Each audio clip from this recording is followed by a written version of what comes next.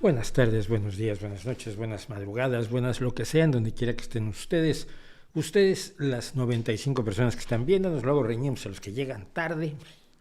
Y muchas gracias por acompañarme. Soy Mauricio José Schwartz, esto es El Rey va desnudo en su versión en vivo y ustedes pueden verme peleando con un broche, que es un espectáculo verdaderamente maravilloso que solo pueden ver aquí. Y como decía, pues muchísimas gracias por acompañarnos. Este es el espacio donde tratamos de pensar colectivamente y de abordar ciertas cosas de una manera ligeramente distinta. Y no es solo distinta como lo hacen los medios tradicionales, que eso cualquiera te lo vende. No, es que nosotros estamos en contra de los tradicionales. No, es que yo también estoy en contra de los no tradicionales. Precisamente parte del debate de los medios y parte del debate del periodismo es ese, ¿no? Si el contrapeso de la televisión rusa fuera propaganda de la base asquerosa contra Rusia, como ellos lo hacen con el resto del mundo.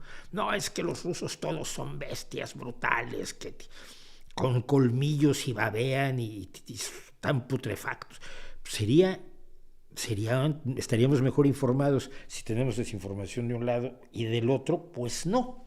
Es la razón por la que no creo que sea adecuado que se abrogue Pablo Iglesias de la idea de que va a él a equilibrar los medios de comunicación que son bastante de derecha en España con un medio de comunicación que va a desinformar más bien desde su concepción de la izquierda, desde su muy peculiar visión.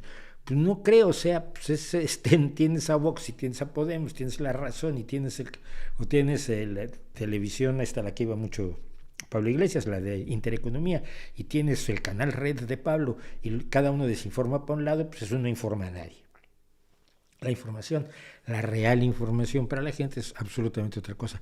Y aquí tratamos de jugar un poco a eso, tratar de, aunque yo tengo mis ideas políticas muy claras, y esto lo sabe todo el mundo, trato de que no sean las que me hagan ocultar o dar cierta información de cierta manera, pues tratar de ser medianamente equilibrados y ver las cosas de modo que ustedes tengan bases para pensar, no para que piensen igual que yo, pero para que piensen, que es lo que siempre he dicho y he sugerido aquí. Así que pues estamos en este momento ya 127 personas, muchas gracias. Como siempre tengo que pedirles su apoyo en Patreon y en PayPal, los enlaces están en la descripción del video y ahí están mis redes sociales donde no me aparezco por la web no me aparezco, la web a ver si la rehacemos, pero es que le pedí a un par de personas a ver qué podíamos hacer con la web y los presupuestos otra vez fueron tales que dije yo, no puedo, qué bonito sería, pero no.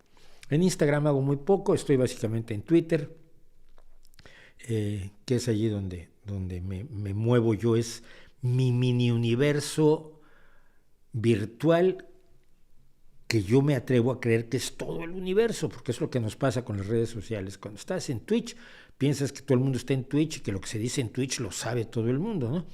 Y si estás en Facebook, pues tu universo es Facebook, pues mi universo es Twitter. Lo que pasa es que yo me doy cuenta que no es el universo y que no son tantas gentes, no son tantas personas, ni tiene tanta relevancia como algunos le quieren dar. Pero bueno, esto lo hacen mucho los medios también cuando dicen las redes arden porque se dijo tal cosa. Y tú dices, ¿qué quiere decir las redes arden? Hay 125 tweets. No, espera, 125 tweets no significan que esté ardiendo absolutamente nada más que tu necesidad de vender clics, pero no es así.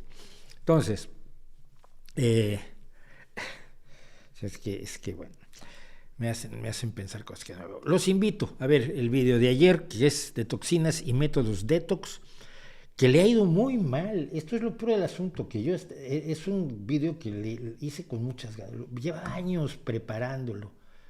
Llevaba años diciendo, este va a ser un día voy a hacer el de las toxinas y voy a tener un montón de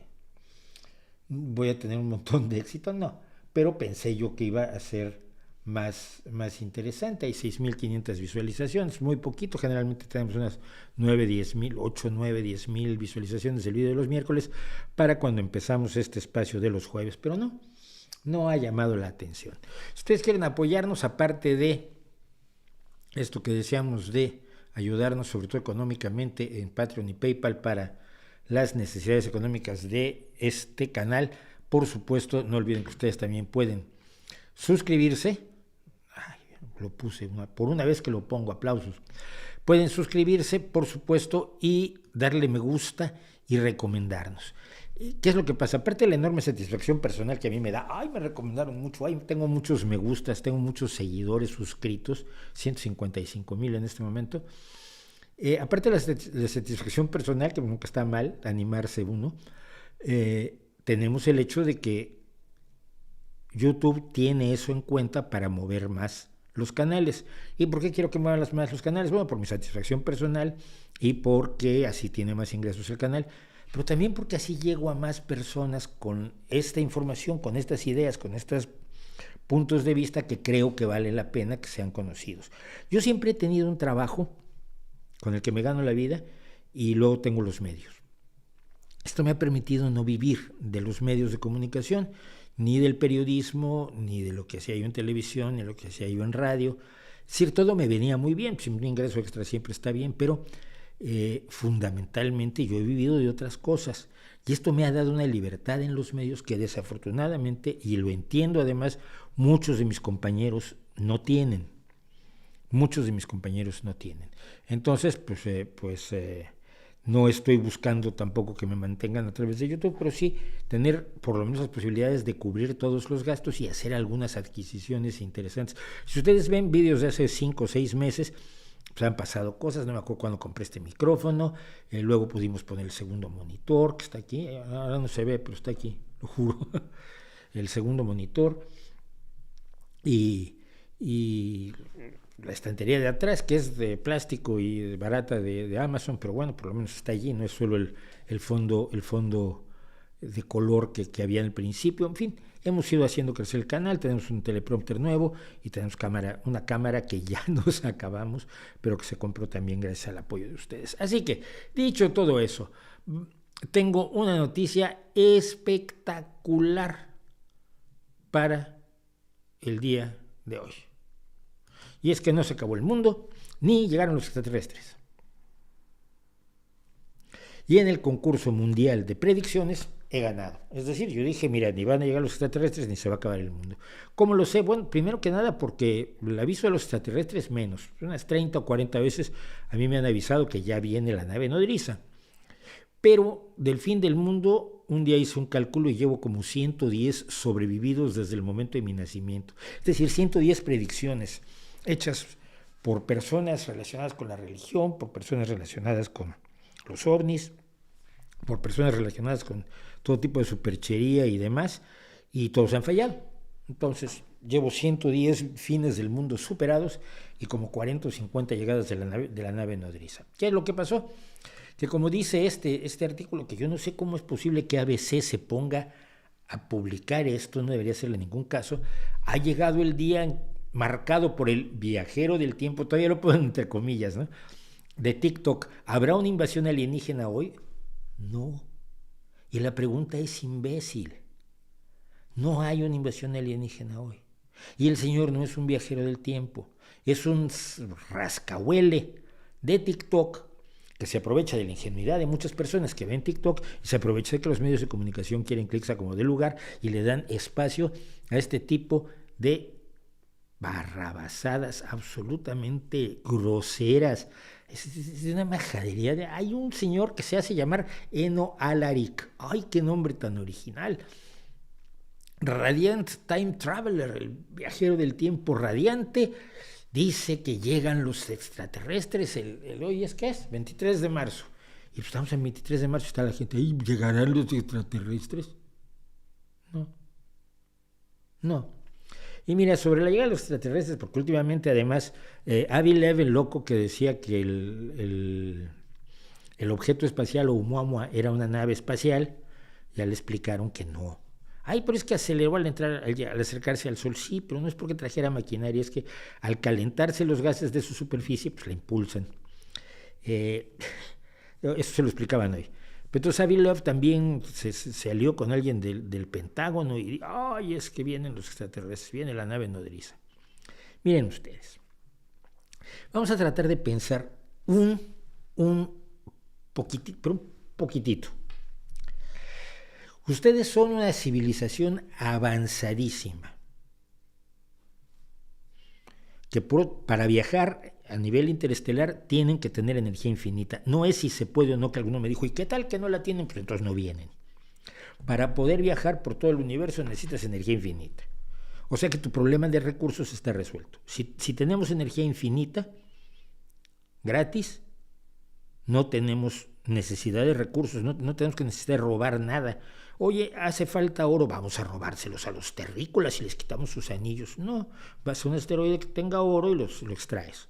No te cuesta nada porque tienes energía infinita. Quiero litio, pues vas por el litio. Quiero esto, vas por eso. Quiero esclavos, pues haces robots. No necesitas. Todas las motivaciones imperiales e imperialistas que le atribuyen a algunos a esta hipotética raza extraterrestre se anularían, se evaporarían con el hecho mismo de que puedan hacer viajes interestelares. Porque su control sobre la materia es tal que no tienen necesidad de todo aquello que es el poder, la gloria y los bienes económicos que persigue toda incursión imperialista. Así que vamos a dejar de lado eso. Entonces tenemos esos que son evidentemente de una tecnología avanzadísima y que según los chiflados nos vienen observando desde hace muchísimo tiempo. Si nos vienen observando ya saben cómo somos y ya saben cómo hemos especulado sobre la llegada de los extraterrestres, tanto los muy tontos que andan en los ovnis como los más listos que hacen ciencia ficción y que han especulado en muchas ocasiones, mucho mejor que el cine en general.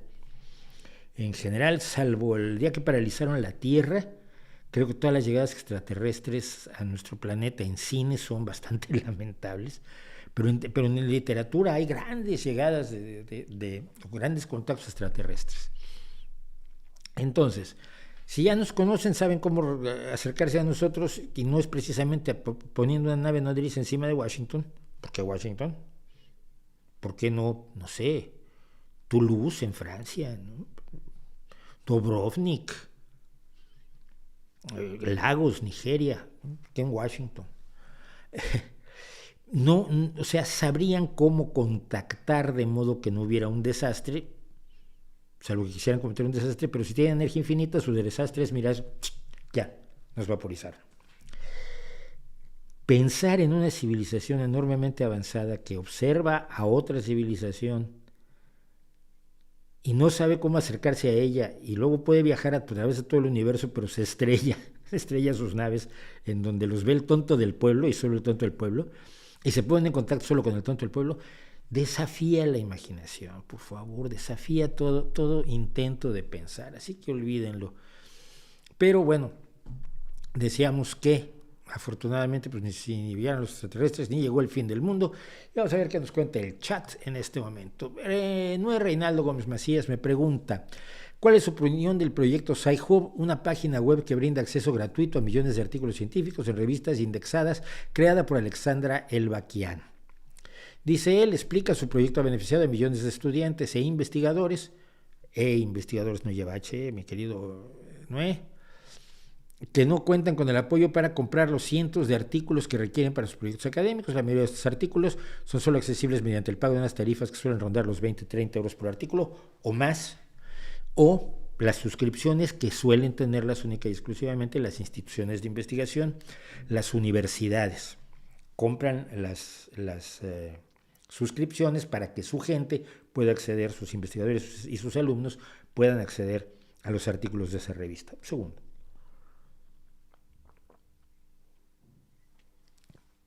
porque esto es más complicado de lo que tú ves.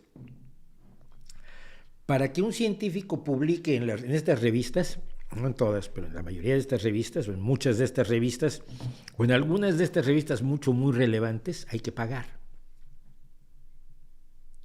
O sea, la institución, porque el científico independiente generalmente es un tipo con pocos recursos. Es que creen que los científicos se enriquecen. Oye, entonces la industria le pagó 700 trillones de dólares a este científico para que dijera que los transgénicos no matan gente, mientras por otro lado está cayendo gente muerta por todos lados. No es cierto. Los científicos en general son gente pobre.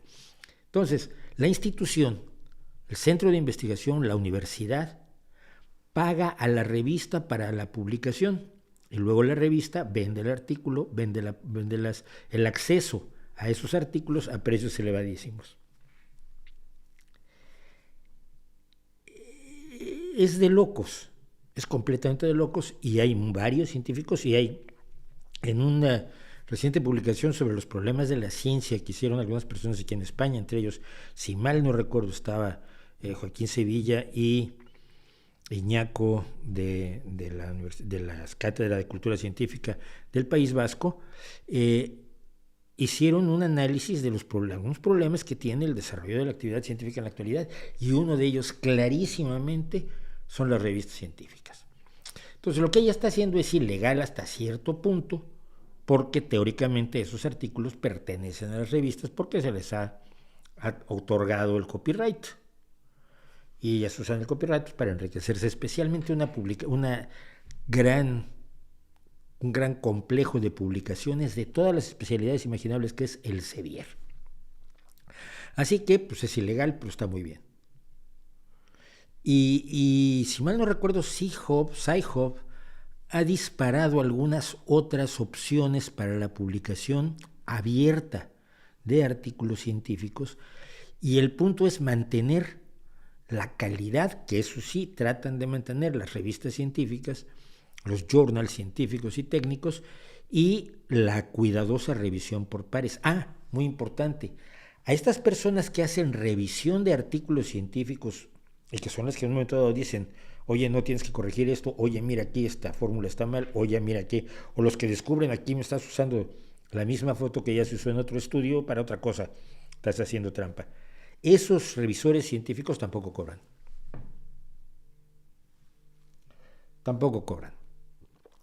Así que es un problema, y creo que Sci-Hub ha sobre todo servido como una forma de subrayar el problema que tienen las publicaciones científicas, el problema que tiene la ciencia en sí para comunicarse entre los propios científicos y con el público, y me parece muy útil. Amintap me pregunta, ¿existe el humor políticamente correcto? Sí, claro, y es aburridísimo. ¿Qué harías si en una reunión alguien hace chistes racistas, misóginos u homófobos? Pues, si son buenos, reírme. Si son malos, pues mirar para otro lado. El humor generalmente es a costa de alguien. El humor generalmente es a costa de alguien que en un momento dado representa las debilidades humanas de las que nos reímos. Si tú quitas eso, no hay humor. No hay chiste posible. El humor es una forma de exhibirnos a nosotros mismos y de ser capaces de reírnos de nosotros mismos. A veces te pasa que estás en un chiste, te das cuenta de que te estás riendo de un chiste que representa algo que a ti que tú tienes, o un defecto del cual tú no, de esos que uno trata de ocultar. Entonces, sí hay un humor políticamente correcto, ¿no? El humor políticamente correcto se burla de las personas de las que es políticamente correcto burlarse. Te pongo un ejemplo. El burlarse de alguien por la edad es todavía políticamente es todavía muy aceptado. Entonces, en un mismo lugar donde no te aceptarían chistes, dices tú, racistas, misóginos u homófobos, sí te van a aceptar un chiste de que tal persona es demasiado viejo, sea Biden, sea López Obrador, sea yo, sea quien sea. Es que como es viejito, ya está gaga, y la pastilla. Ahora acaba de pasar con Tamames, que el candidato de Vox en esta esperpéntica moción de censura, yo leí muchísimos chistes malísimos, salvo uno, de Tamames, porque Tamames tiene 90 y tantos años. Eso es legítimo, pero una corrección política sólida pues, tampoco sería legítimo, ¿no? Entonces no sería legítimo nada, porque lo que nos da risa es el error humano, lo que nos da risa es el pastelazo, es el resbalarse en una cáscara de plátano, es la patada de Charlie Chaplin, el vagabundo, al gordo rico de los bigotes alacranados. Eso nos da risa, el miedo nos da risa. Harold Lloyd colgado de un reloj donde con cualquier mal movimiento se convierte en tortilla 700 pisos abajo, nos da emoción, pero al mismo tiempo nos da risa. Y esto lo manejaron perfectamente los comediantes precisamente de la época del cine mudo. Entonces yo creo que el humor no tiene límites, no debe tener límites. Y los mejores humoristas que yo conozco en este momento, tipo Rick Gervais, es gente que va con todo. Pero es una broma, es un chiste. Si te incomoda, pregúntate por qué. Pero si hace un chiste, y hace chistes muy duros, muy heavies. Jimmy Carr es otro, es un tipo excelente, pero sus chistes son profundamente misóginos, pederastas, pero luego siempre se sale al final del compromiso en el que se metió con su propia broma, pero los chistes son enormemente inquietantes, muchos de ellos. Pero está bien, es mejor que podamos reírnos de eso, o que queramos no reírnos de eso y podamos omitirlo, pero dejar que otras personas se rían de eso, que censurarlo y omitirlo, ¿no? La censura siempre sabemos dónde queremos que empiece, dónde hay algo que nos resulta tan repugnante que allí la empezaríamos. Pero una vez que empiezas, ya no hay dónde termine. Siempre habrá alguien que la empuje un poco más allá hasta que te cierren la boca a ti.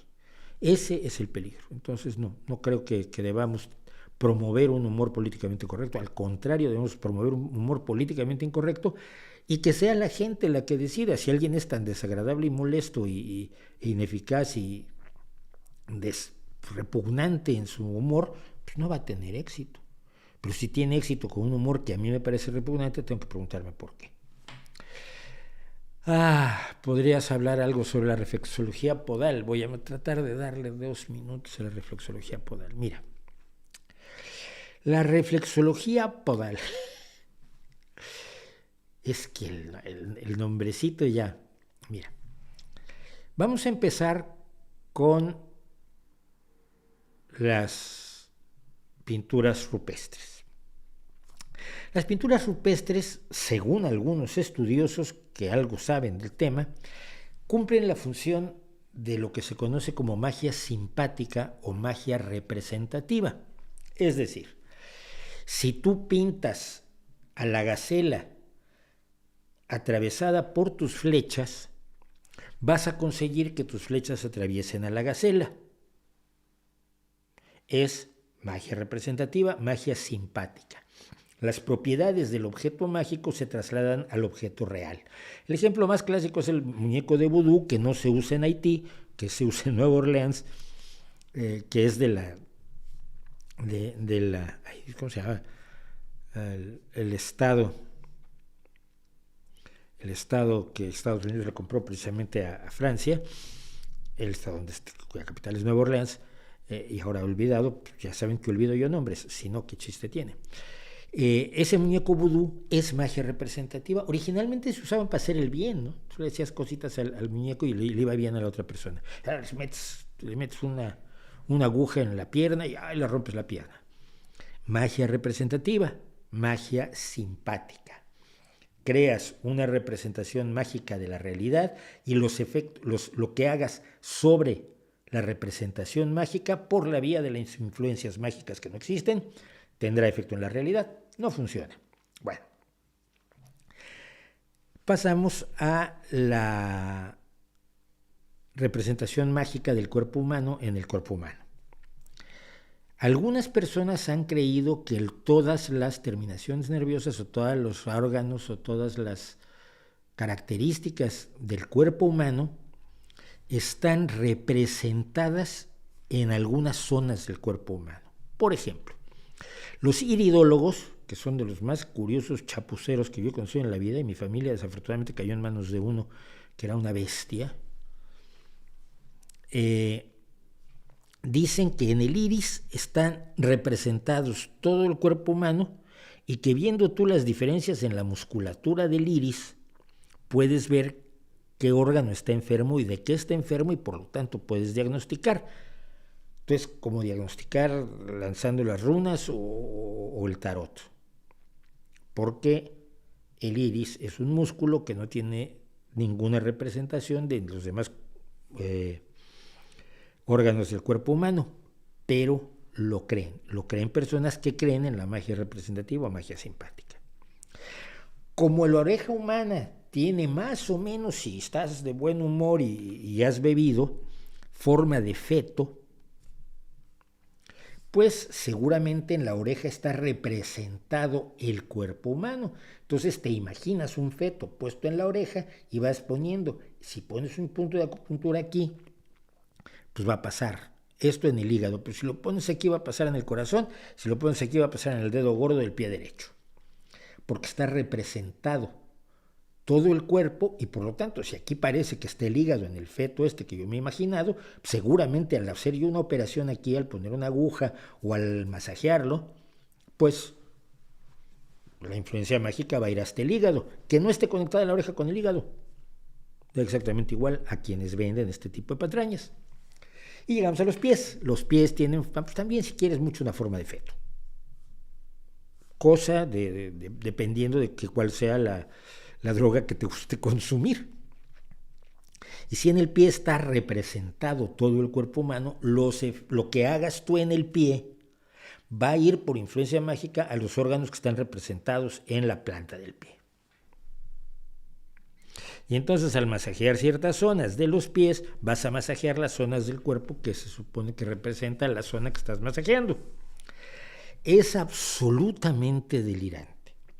No tiene ninguna base en la realidad. No hay ningún estudio que sugiera que hay esa conexión, como no hay en la acupuntura también es mucho de magia simpática. Si tú usas este punto de acupuntura, te pones una aguja aquí, se te quita el dolor de cabeza, porque hay una conexión mágica por la vía de los meridianos entre esto y la parte de la cabeza que te duele, que nunca es el interior, afortunadamente no duele, lo que duele son la piel, los músculos y los vasos sanguíneos que recubren el cráneo. Bien.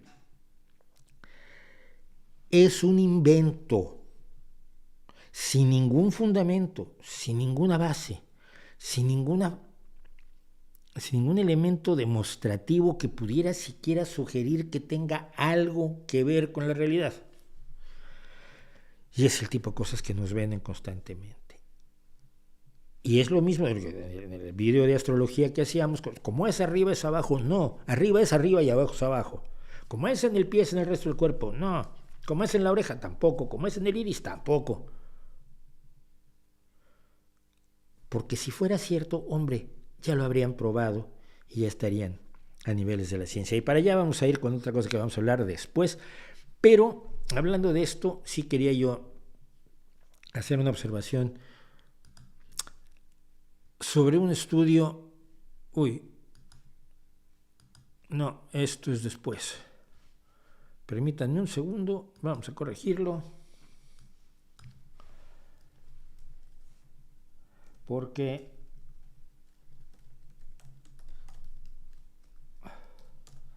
quiero tener mi letrero. Ok, ya lo tenemos. Medicina alternativa en España.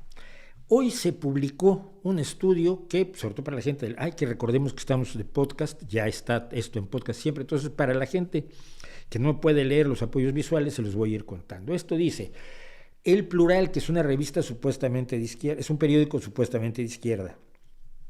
Ojo. El 84% de los españoles considera que la medicina complementaria y convencional pueden utilizarse de manera conjunta. La primera pregunta que nos surge es: ¿y? Que los españoles piensen eso revela, en todo caso, el grado de desinformación que priva en la sociedad española, entre otras cosas gracias a los medios. Este es un lugar donde no puedes hacer un programa de divulgación científica, pero si haces Cuarto Milenio, tienes años y años y años de éxito llenando de dinero a un señor que se dedica a contar troles, mentiras y falsedades. Bueno. Y entonces, según un estudio presentado por la Asociación Nacional de Homeopatía, mira tú, ya apareció el peine, como dicen en mi pueblo. O sea que un estudio presentado por la Asociación Nacional de Homeopatía confirma algo que a los homeópatas, que no saben qué es eficaz y qué es importante y qué no, les parece relevante. El 84% de los españoles considera que la medicina complementaria y convencional pueden utilizarse de manera conjunta, según un estudio presentado por la Asociación Nacional de Homeopatía, ANH, y elaborado por Harris Interactive. Vale. No dudo que sea el resultado efectivo, real y matemáticamente preciso de la encuesta que hicieron. Ni siquiera me atrevo a poner en duda el universo de personas sobre el cual hicieron el estudio. Espero que haya sido estadísticamente válido. El problema es el titular. Y el problema es que un periódico medianamente serio jamás pondría ese titular. El titular que pondría es: el 84% de los españoles está tan desinformado respecto de qué es medicina que considera que lo complementario es medicina tan válida como la convencional y comete el gravísimo error de pensar que pueden utilizarse de manera conjunta como si ello fuera útil cuando no se ha demostrado que lo sea. Sí, me queda un poco largo el titular, lo entiendo. La idea de los titulares, un buen redactor de encabezados hace cosas más. El 84% de los españoles no tiene idea de medicina. Es un excelente titular.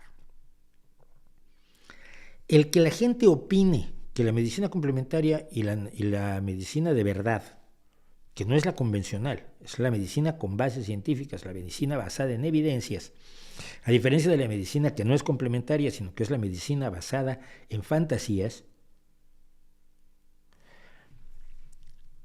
no son lo mismo, son dos cosas totalmente diferentes. No saber qué es la medicina y cómo funciona hace que tu opinión sea un poco menos que válida. O sea, opiniones puede tener todo el mundo y tiene derecho a tener opiniones, pero no tiene ningún valor. Si el 73% de los españoles considera que las presas se pueden hacer con bosta de vaca en lugar de hormigón armado o mezclando bosta de vaca y hormigón armado o concreto armado, esto no es un indicio de que los ingenieros deben empezar a utilizar bosta de vaca. Revela que la gente no sabe cómo se hace una presa o un puente. Revela la ignorancia de las personas a las que se entrevista, pero que además tienen una ignorancia que no se dan cuenta que es ignorancia y que la confunden con una forma de conocimiento. ¿Qué es lo que pasa? Si tú les preguntas a todos los españoles si es preferible, no sé, una sustancia determinada para la fabricación de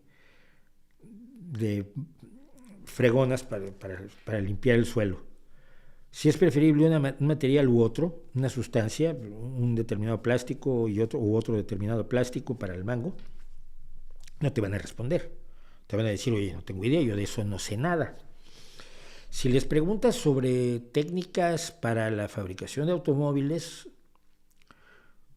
¿cuál es el mejor material que puede utilizarse para el recubrimiento de las pastillas de freno, frenos de disco? Entonces, pues no tengo idea. Pero si les preguntas de medicina, toda la gente quiere saber de medicina. Toda la gente quiere saber de medicina y cree que es enormemente sencilla la medicina. Esta opinión, lo que concluyen los homeópatas, por supuesto, es: ya ven, entonces hay que contratarme a mí, pagarme dinero a mí con mi homeopatía, como se le paga a un médico que de verdad ha estudiado el cuerpo humano y que utiliza conocimientos obtenidos por científicos a lo largo de los últimos 200 años. A mí no. Yo hago lo que me dijo Hahnemann hace 150 años y ya. No he podido demostrar nada, pero páguenme igual. Eso es lo que ellos concluyen. Lo que deberíamos concluir es que hace falta educar muchísimo a la gente sobre qué es la medicina y cuáles son las ciencias que apoyan la práctica médica, que es una práctica técnica altamente especializada, lo he comentado en muchas ocasiones, de un nivel de ingeniería elevadísimo, pero que no es una ciencia, salvo cuando los médicos hacen ciencia, pero la gran mayoría de los médicos no están haciendo ciencia, están aplicando el conocimiento científico obtenido en muchísimos otros lugares, en muchísimos otros laboratorios, en muchísimas otras experiencias, en muchísimos otros estudios. No hemos informado a la gente que las creencias primitivas respecto de la salud son falsas y que por lo tanto la medicina es complicada.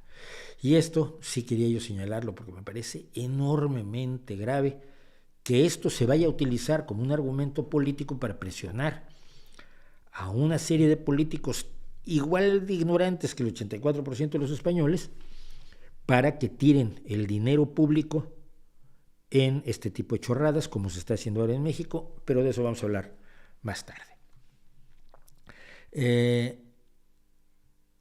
Saludos, gracias. Claudio Muecay. Crecí creyendo que al sudar eliminábamos toxinas, aprendí que no es así luego de ver su vídeo. Pues sí, no, el sudor elimina, ni siquiera elimina nada. El sudor lo que hace es refrescarnos. Es un mecanismo de refrigeración del cuerpo.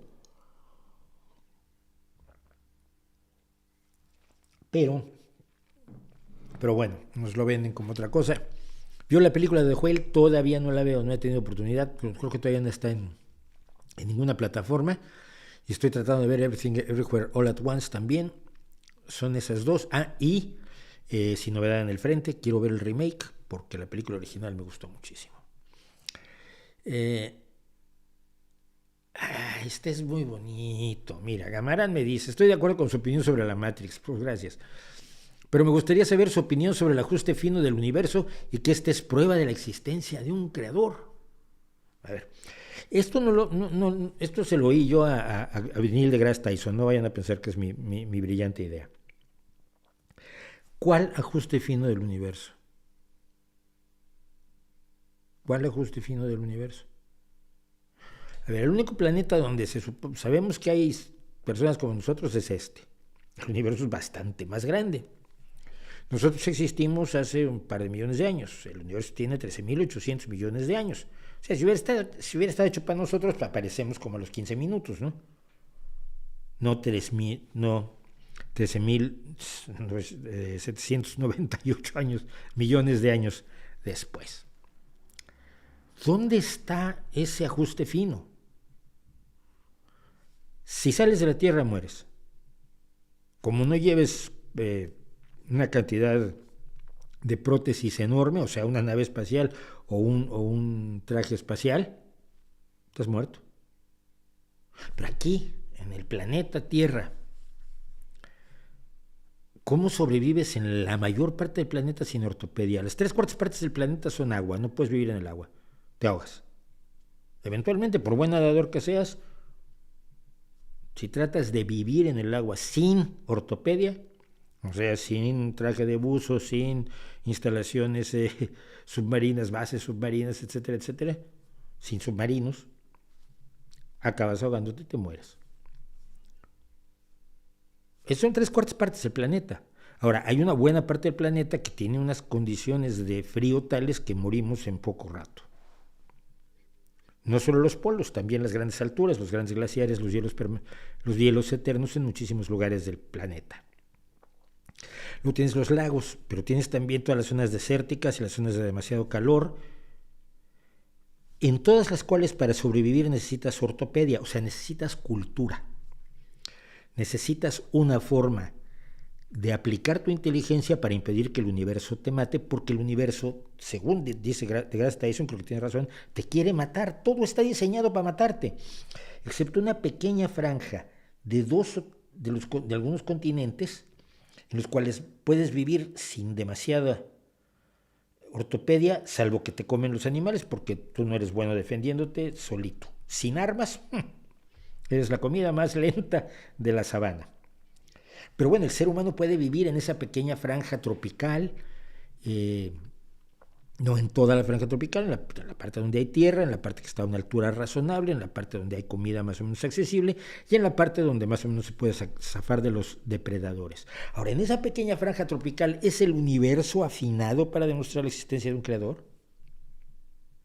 En un universo tan vasto como el que tenemos, con 13.800 millones de años de antigüedad, lo razonable es pensar que somos una coincidencia, que somos un elemento del azar. somos producto del azar. Es lo razonable, es lo que parece indicar todo cuanto nos rodea. En un universo de este enorme tamaño, con estos miles de millones de años, pues de pronto se juntaron unas moléculas, ¡ay, mira qué divertido! Y entonces apareció la vida en nuestro planeta. A lo mejor hay vida en otros lados, pero seguirá estando limitada por lo que sabemos, que incluso llamamos, cuando buscamos exoplanetas, se conoce como la zona de ricitos de oro, Goldilocks, de Goldilocks Zone. O sea, los planetas para que puedan sustentar vida como la nuestra, pues no conocemos otra, además nos caemos bien pese a todo, los planetas para que puedan sustentar vida tienen que tener determinadas características, no ser ni demasiado grandes ni demasiado pequeños, no estar ni demasiado cerca de su estrella ni demasiado lejos, porque tienen que tener agua. Y el agua solo existe en condiciones, naturalmente solo existe en condiciones muy, muy concretas. Una de las características del agua precisamente es que es muy curioso cómo podemos verla en sus tres fases en nuestro planeta, cuando la mayoría de las cosas no las podemos ver en tres fases, porque requieren temperaturas muy extremas para liquificarse o hacerse sólidos. O sea que el agua es líquida en una estrecha margen de temperaturas. Entonces el planeta que pudiera tener vida tiene que estar en la zona de ricitos de oro, ni demasiado frío, ni demasiado caliente, ni demasiado grande, ni demasiado pequeño. Por eso se llama ricitos de oro. Y de todos los exoplanetas que hemos encontrado, los que están en la zona de ricitos de oro son una minúscula fracción. ¿Cómo puedes concluir a partir de ahí que el universo está afinado para nuestra existencia? Es el argumento antrópico fuerte y es bobo como él solo. O sea, viendo la realidad del universo, ¿qué es más probable? Que sea producto aleatorio de las combinaciones químicas, la existencia de la vida en la Tierra y su posterior evolución hasta nosotros, o pensar que hay un Dios que hace todo eso para esto. La navaja de Occam te dice que no es necesario creer, que es preferible no crear entidades innecesarias para una explicación, y en este caso el creador, como en todos los casos que se aducen de los creadores, es una entidad absolutamente innecesaria. El universo te quiere matar. Si el universo estuviera afinado para nosotros, estaríamos ya viviendo en Marte. ¿Está cerca Trump de ser formalmente acusado? Sí. Sí, pero no de ser arrestado, como dijo él, que esto logró engañar hasta a los rusos. Es increíble el tío. O sea, él es muy probable que se le acuse por el uso de fondos de campaña y por ocultar que él le pagó dinero a la actriz porno Stormy Daniels para que ella no hablara acerca de una relación sexual que tuvieron. Y lo hizo a través de su abogado, Michael Cohen, para que no se notara que le estaba pagando un chantaje, un acuerdo de confidencialidad a una estrella del porno.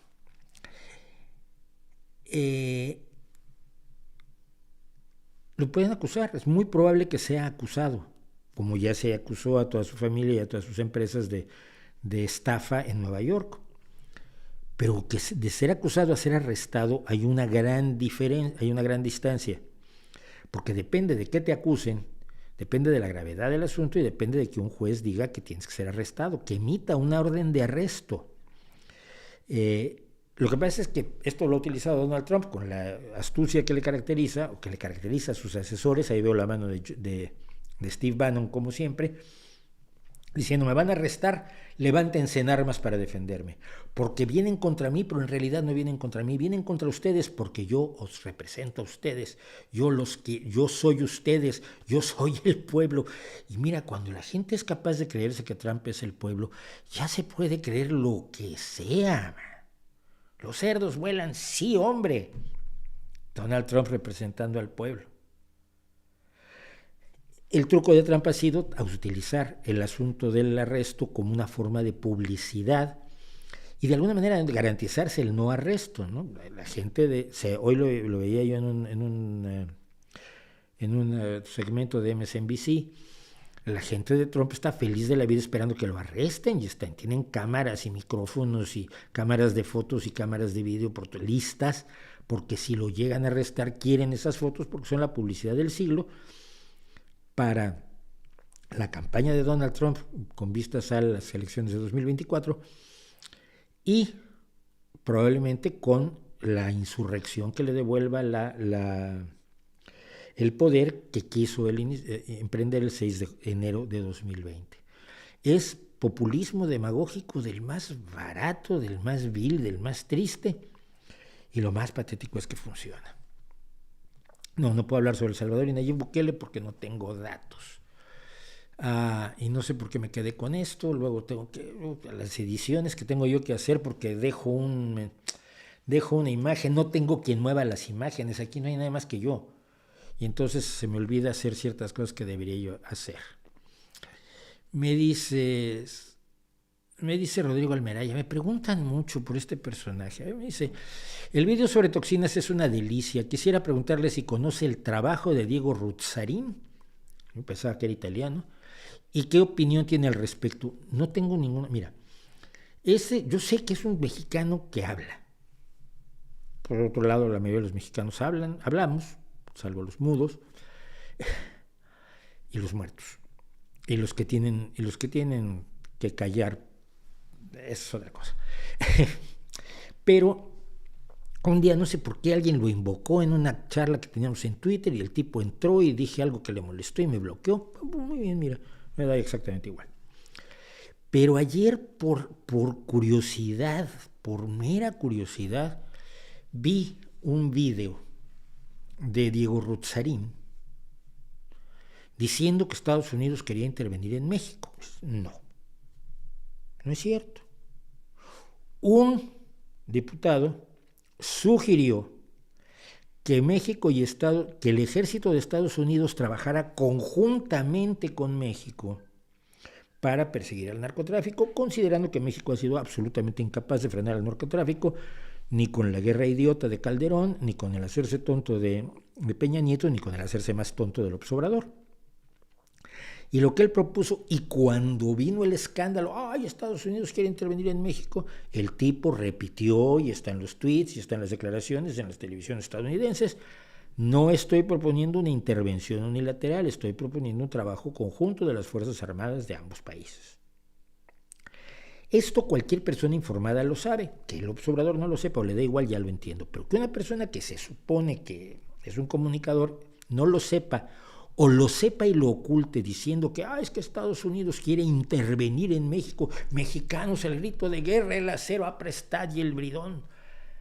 Es demagogia, no es demagogia pura, es demagogia de la más barata, que luego se multiplica cuando él dice que, la guerra de Irak fue un horror, pero la guerra de Irak no fue la persecución de ISIS o el Daesh. Y de pronto dice que en la persecución del Daesh murieron millones de personas y que Estados Unidos ha intervenido en todos los países durante siglos y siglos. Y yo decía, ¿con quién que está hablando este tipo? ¿De dónde saca su información? Estados Unidos no puede intervenir durante siglos y siglos porque tiene 200 y tantos años de existencia y sus intervenciones, pues, francamente, comienzan ya avanzado el siglo XIX. Estamos avanzado en el siglo XIX, sí. Entonces, una de sus intervenciones más importantes es apoyar a Benito Juárez, por eso después de haberse quedado con la mitad del país. Pero una de sus intervenciones, su primera gran intervención, es precisamente la guerra de 1847-1848 contra México. Y de entonces acá no han pasado siglos, ha pasado 1 siglo y 80 años, un poco menos. Entonces, intervenciones de siglos donde murieron millones de personas persiguiendo a ISIS, y tú dices, no, a ver, hay dos posibilidades. No sabe de lo que está hablando y sin embargo habla, lo cual es peligroso, es mal aconsejable, es poco aconsejable. O sabe perfectamente que está mintiendo, pero quiere enardecer a la gente o quedar bien con López Obrador. Cualquiera de las dos opciones es gravísima para un comunicador. Hombre, cualquiera se puede equivocar. Yo para demostrarlo me equivoco con relativa frecuencia. Pero cuando uno mete la pata, dice, oye, pues metí la pata, ¿no? Y ya. Cuando no me acuerdo de nombres y luego cuando hago la edición de esto aparece el nombre encima de mi boca, fulano de tal, que se me había olvidado cómo se llamaba. O corrijo datos que de pronto, cuando ustedes me hacen preguntas y yo respondo, no tengo todos los datos a la mano, entonces me acuerdo y a veces con bastante frecuencia me acuerdo mal de las cosas. Entonces, eso es lo que sé de este personaje. Me parece muy grave lo que vi, pero lo que vi dura 4 minutos. Igual por lo demás es maravilloso y estupendo, pero pues ya no quiere saber de mí, yo tampoco quiero saber de él y estamos muy bien. El ser humano está volviendo más tonto, yo que sepa, no hay estudios científicos al respecto. ¿Tienen razón los que protestan por películas y adaptaciones woke que incluyen homosexuales y personas de diferentes razas como la Sirenita? No. ¿Por qué no quieren que haya personas de diferentes razas? ¿Qué problema les causa? Las razas no existen. Hay personas de diferente color, de diferente forma de pelo, pero si no hay razas, ¿qué les importa, no? Si hay homosexuales, siempre ha habido. ¿Qué? El que aparezca un homosexual se les acaba el mundo. ¿A qué le tienen miedo? No lo sé. Mira, tienes un problema con una palabra que tiene varios significados y que yo he tratado ya de aclarar alguna vez aquí. Woke. Yo soy enemigo de lo woke, por lo menos de una parte de lo woke, de una visión de lo woke. ¿Qué quiere decir woke? Woke quiere decir despierto. Y lo empezaron a utilizar los ciudadanos negros estadounidenses como el que se da cuenta de la injusticia que se está produciendo y de la necesidad de establecer justicia. Estar alerta, estar despierto, es muy bueno. Darte cuenta de las injusticias que se producen a tu alrededor y tratar de subsanarlas, ayudar a que se subsanen, a mí me parece fundamental, maravilloso, y lo aplaudo enérgica y alegremente. Luego eso ha derivado a otras cosas con las que no estoy de acuerdo, por ejemplo la política de identidades, de la que vamos a hablar más ampliamente después cuando lleguemos a otra cosa que tengo preparada. Entonces, no, yo creo que si te molesta que incluyan a una persona de otro color, de un color que no es el tuyo, básicamente, o de una orientación sexual que no es la tuya, o de una edad que no es la tuya, el problema lo tienes tú. Y hoy precisamente veía yo una chica española, de origen africano, lógicamente, por lo que parece, igual es la 4ª generación de española, pero de origen africano, que leía las respuestas, en un catálogo de Ralph Lauren, que es una empresa de moda bastante famosa. En la parte de Ralph Lauren del catálogo del Corte Inglés, que es la gran cadena de tiendas departamentales de España, aparece en primer lugar un niño negro con la ropa de Ralph Lauren que estaban vendiendo. Y se puso a leer esta chica, esta mujer joven, se puso a leer las reacciones de la gente, los comentarios. Yo no voy a volver a comprar en el Corte Inglés. Esa es ropa para negros, yo no soy negro. Ahora yo no sabía que los modelos se traían de Zimbabue. Y leyó una serie de cosas. Y tiene un video, el video que está en TikTok. Pero leyó las barbaridades que la gente estaba respondiendo en línea a este catálogo de Ralph Lauren dentro del Corte Inglés. Digamos, como son las redes sociales, la gente se suelta con bastante más alegría. ¿Eso es woke? Mira, si ese catálogo es woke, lo que ha hecho es revelar el racismo en muchísimas personas. Un racismo absolutamente repugnante. Un racismo absolutamente repugnante y un racismo muy preocupante para los negros nacidos en España. A quienes no se les ve como españoles, pese a serlo. Y a quienes vienen en patera, si les da la gana, se les tiene que ver como seres humanos, y hay un sector de la población que se niega a hacerlo. Si ese sector de la población no le gusta ver un niño negro con ropa de Ralph Lauren, ¿el problema quién es? ¿De Ralph Lauren? ¿Del Corte Inglés? ¿O del racista de mierda que está reaccionando ante eso? Entonces, no. El problema del wokismo es la política de identidades, es el centrarlo todo en la raza, en el sexo, en las preferencias sexuales, el tratar de dividir a la gente por sus aspectos, por sus identidades, que muchas veces identidades que les atribuyen, ¿no? y ese es un problema grave, junto con el relativismo moral y el relativismo filosófico y el relativismo científico que caracteriza gran parte del pensamiento que caracterizamos como woke. Pero eso no quiere decir que la idea original de estar alertos a las injusticias y tratar de ayudar a subsanarlas sea malo. Entonces, creo que los que protestan por este tipo de cosas se olvidan de una cosa muy sencilla. Yo cuando, por ejemplo, yo no me gustan las comedias románticas. He visto alguna y pero yo no ando protestando para que no se hagan comedias románticas. Simplemente no voy a verlas. No me gustaban las películas de Charlton Heston, pues no las veía yo. Pero no andaba yo pidiendo que sacaran a Charlton Heston del cine. No lo contraten. No hagan películas con él porque me ofende. No. Una más. Mauricio, a su criterio, ¿qué prioridades debería tener en América Latina la educación básica para mejorarla? Ser educación básica. Ser educación básica. Preparar a la gente para la vida real. No creo que el problema es la falta de educación, ¿no?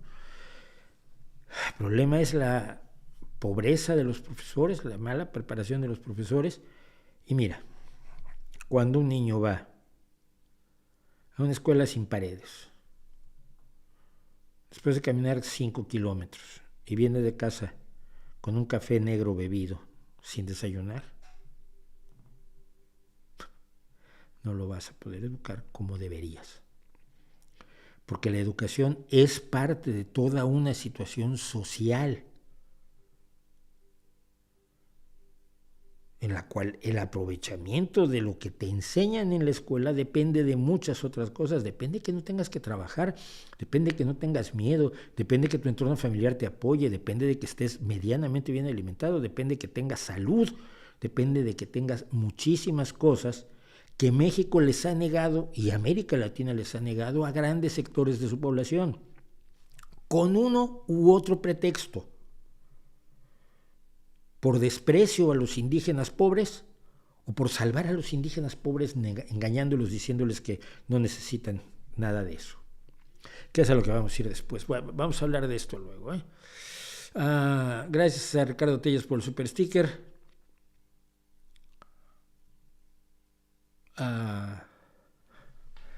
¿Cuál es tu postura acerca de los vientres de alquiler? No la tengo clara. Creo que cuando se hace altruistamente es perfectamente válido y no debería prohibirse. El problema es que se puede hacer el negocio fingiendo que es altruista, como se hace con el tráfico de órganos, y entonces ahí evidentemente no estoy de acuerdo. El problema quizás es que no están matizando a las personas, y no sé por qué dices si algunos en la izquierda dicen que es una mercantilización intolerable de la mujer, cuando se hace por negocio. Yo creo que lo que falta, como en tantas otras cosas, es matizar. Es decir, en qué casos es válido, en qué casos no es válido y cuáles son los mecanismos de control que debe ejercer una sociedad para que no se finjan como válidos los procedimientos que no son válidos. Lo que ha pasado es que cuando tú prohíbes eso en un país, pues se van a otro. Y pasó en Ucrania. En Ucrania se instalaron como negocios privados verdaderas fábricas de niños, verdaderos establos de mujeres dedicadas a parir y que no sabes ni siquiera si las pagaban debidamente si lo hacían porque querían hacerlo, si lo hacían por altruismo, si lo hacían porque les convenía el negocio o si lo hacían obligadas de alguna manera, lo cual es absolutamente inaceptable. Entonces hay toda una serie de matices, desde el de yo voy a tener el hijo de mi hermana o de mi hermano, hasta la explotación más brutal. Y ahí hay que matizar y no puedes usar la brocha gorda. Y quienes abordan el tema, desafortunadamente también algunos grupos feministas de izquierda, lo están abordando con la brocha gorda, con un sí o no. Y sí o no no es precisamente la mejor forma de hacerlo. Bueno, vamos a hacer un corte del que no iba yo a hacer ahora, pero que tengo que hacer porque se me está acabando la batería aquí, porque está desconectado esto, porque tengo que revisar un par de cosas.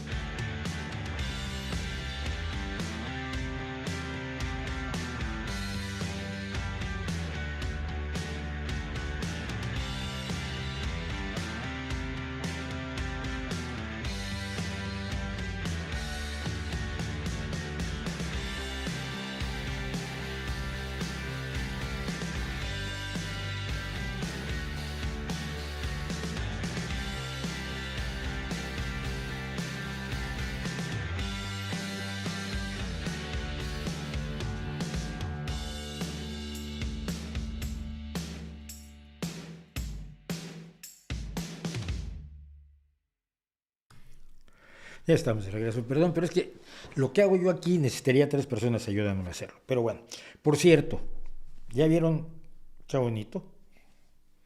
Soy el orgulloso papá de un hijo increíblemente maravilloso. Y sí, él me compró esta camiseta. Y sí, mi hijo me compró esta camiseta. Fue su regalo de Día del Padre. Mira, ahí tienes, para que hables bien de mí. O sea, listo, listo es, ¿no? Por cierto, mi otro regalo de Día del Padre, sí quiero presumirlo, porque es esto. Es un... Quiero ver cómo se ve, ahí se va a ver. Mira, ahí. Esto es un reloj de arena, pero no tiene arena. Tiene limadura de hierro.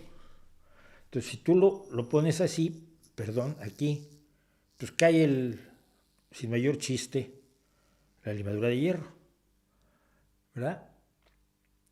Pero, si lo pones en su base, que es magnética, lo que empieza a hacer, no se ve, es formas con la limadura de hierro afectada por el campo magnético del poderoso imán que está ahí debajo. Y entonces hace cosas de lo más divertidas y erizos y estas cosas que hace la limadura de hierro cuando se somete a campos magnéticos. Me gustó muchísimo además que mi hijo me regalara esto. Así que ese es mi regalo de Día del Padre. Mi otro regalo de Día del Padre junto con la camiseta. Gracias a quien me saluda desde Cali, desde Canadá. ¿Qué opinión le merece Phil Spector? Hay quien lo pone ya sea como héroe o como villano de la música. A ver, es muy rápido. Phil Spector creó una especie, un sonido determinado que en un momento dado tuvo mucho éxito, lo quiso aplicar absolutamente a todo y metió la pata porque lo que hizo con Let It Be no tiene vergüenza. A nadie le gustó lo que hizo con Let It Be, con el álbum, y al final el álbum que vale la pena, pues obviamente es el remasterizado. Y dicho eso, esto es un villano, pues un villano porque es un asesino, un sujeto absolutamente despreciable, ¿no? Y que ya murió de COVID en la cárcel precisamente, pero es un sujeto absolutamente despreciable. En Michoacán hay cañones antigranizo, sí, no son efectivos, no debería haber polémica, los cañones antigranizo son un invento del siglo XVIII, me parece, y no sirven para nada, y ya lo debatí yo ampliamente cuando la Volkswagen de Puebla puso cañones antigranizo, imagínense, y la gente además decía que los cañones antigranizo le quitaban la lluvia, y toda la ignorancia que hay sobre los mecanismos, que sabemos ya cómo funcionan, es gravísima, y allí se notó muchísimo ignorancia por parte de los técnicos de Puebla, de la Volkswagen de Puebla, que deberían saber que eso no funciona. Ignorancia igual por parte de otras personas que creían que al disparar un cañón les puedes espantar las lluvias.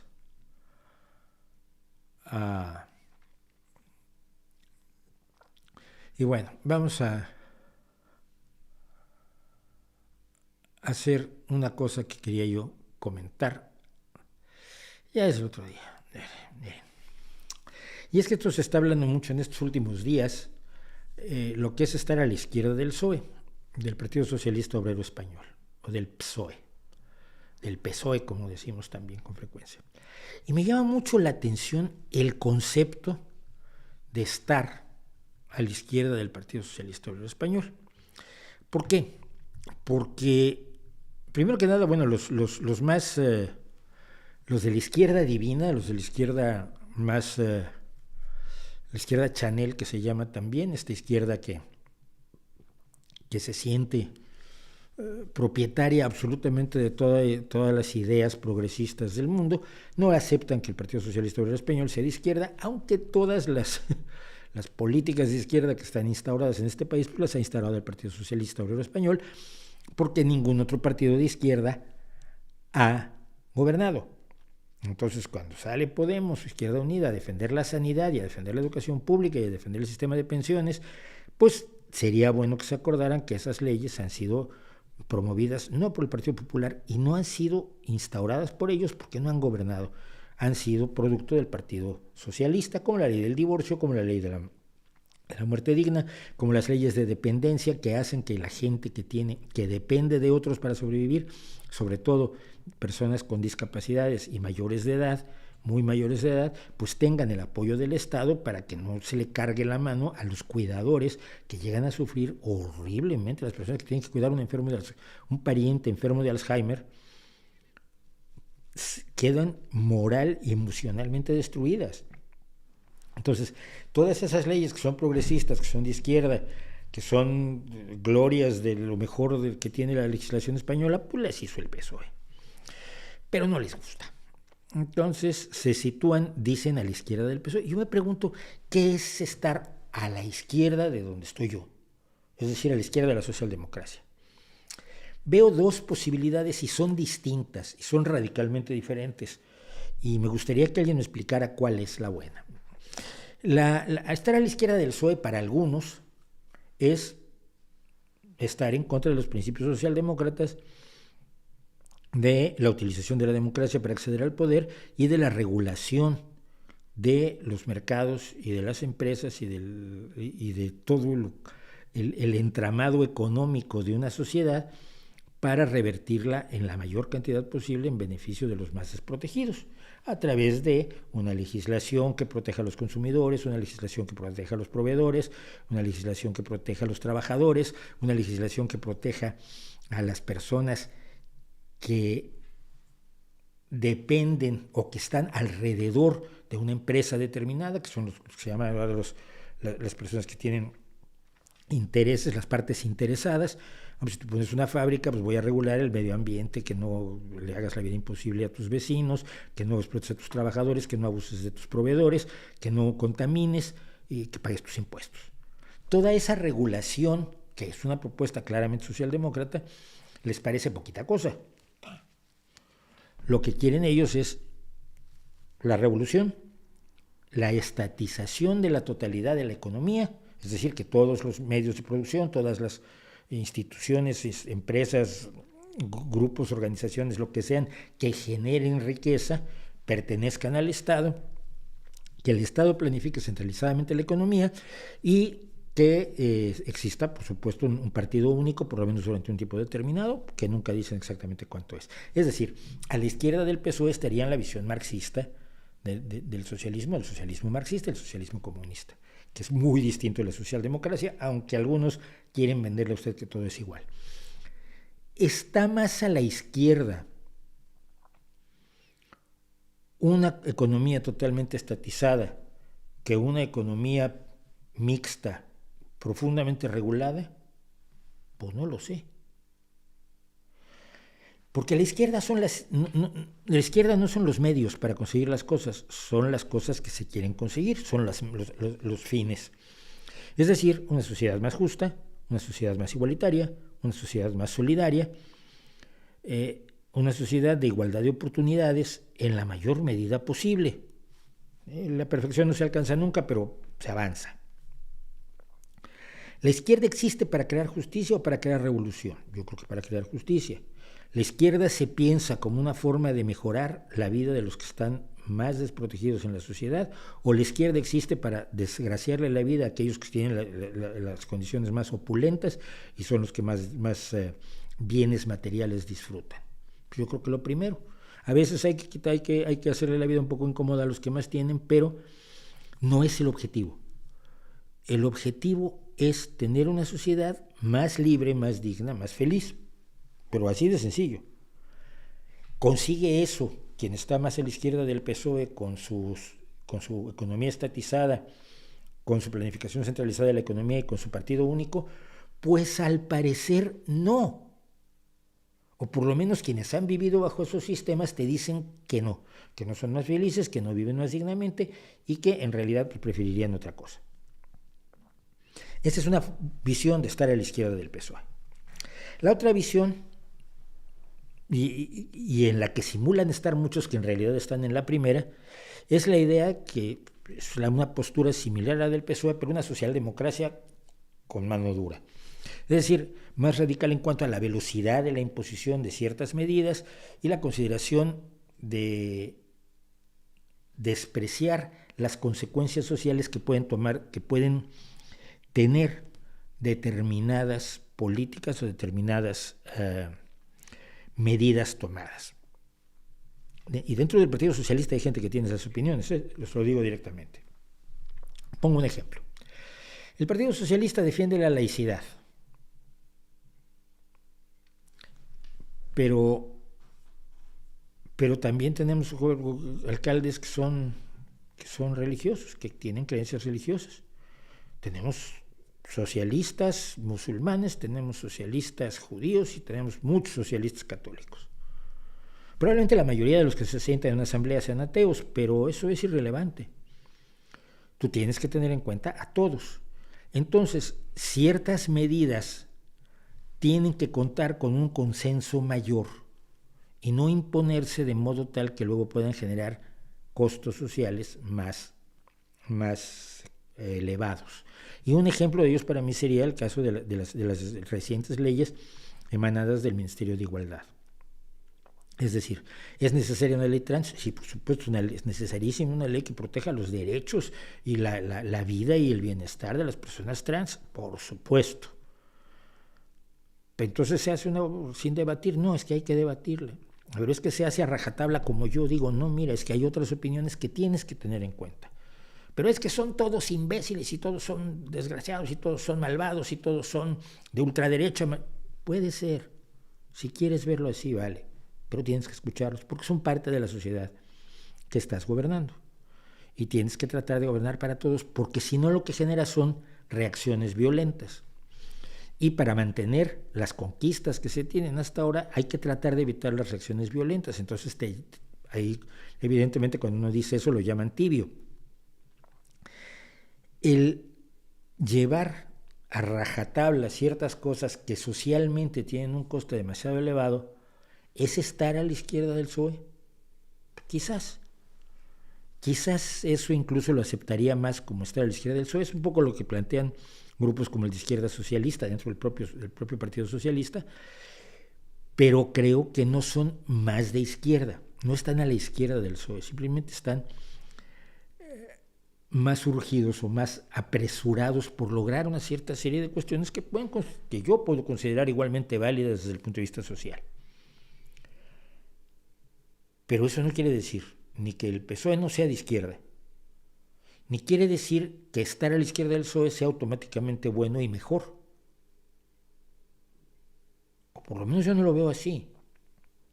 A mí sí me gustaría que opinaran ustedes, porque yo he estado oyendo de los que estamos, lo decía Pablo Iglesias, el verdadero secretario. El secretario general de Podemos en la sombra decía el otro día, es que tenemos que empujar al PSOE a la izquierda en el próximo gobierno de coalición. ¿Qué quieres decir con empujarlo a la izquierda? ¿Requisar la totalidad de las empresas del país? ¿O qué? ¿Qué quieres decir? Es muy fácil decir que se está a la izquierda de un partido como el Partido Socialista que pertenece al movimiento de izquierda más numeroso, y no me canso de decirlo, el movimiento de izquierda que tiene más partidos en el gobierno en todo el mundo y el que tiene más militantes y el que tiene más votantes en todo el mundo, que es el socialismo democrático, el Internacional Socialista. ¿Qué quieren decir cuando dicen a la izquierda del Partido Socialista Obrero Español? La verdad, salvo que sea el primer caso y estén hablando de instaurar una sociedad bajo las bases del marxismo-leninismo, no lo entiendo. No entiendo qué es estar a la izquierda del PSOE. Igual soy tonto. Pero, bueno, es legal ser tonto, ¿no? Y vamos a cambiar de tema rápidamente, porque esto me parece relevante. El otro día leí antes del otro día leí. La pandemia no ha terminado, la pandemia sigue muriendo gente de COVID, y se hizo realidad algo que yo advertí y que me miraron muy mal cuando lo dije, vamos a aceptar cuántas muertes son razonables o son aceptables socialmente. ¿Qué fue lo que pasó con el SIDA? La gente sigue muriendo de SIDA, pero ya no está en las portadas. Cuando moría gente de SIDA estaba en las portadas, ahí en los años por allá de 1987, 88. El SIDA, se hablaba todo el tiempo del SIDA y de cómo se contagiaba. Yo me acuerdo que, ay, las lágrimas también contagian el SIDA. Ay, no me digas. Luego resultó que no era cierto. Y había muchas medias verdades, había muchos inicios en falso de los propios científicos que se enfrentaban a algo totalmente nuevo. Y lo mismo ha pasado ahora. Los antivacunas, por supuesto, están tratando de regresar y reaccionar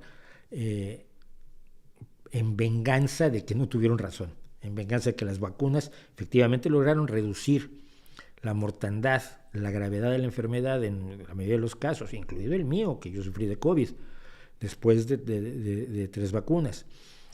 Tener una enfermedad pues, prácticamente leve comparado con algo que me podía matar a mis años. Entonces,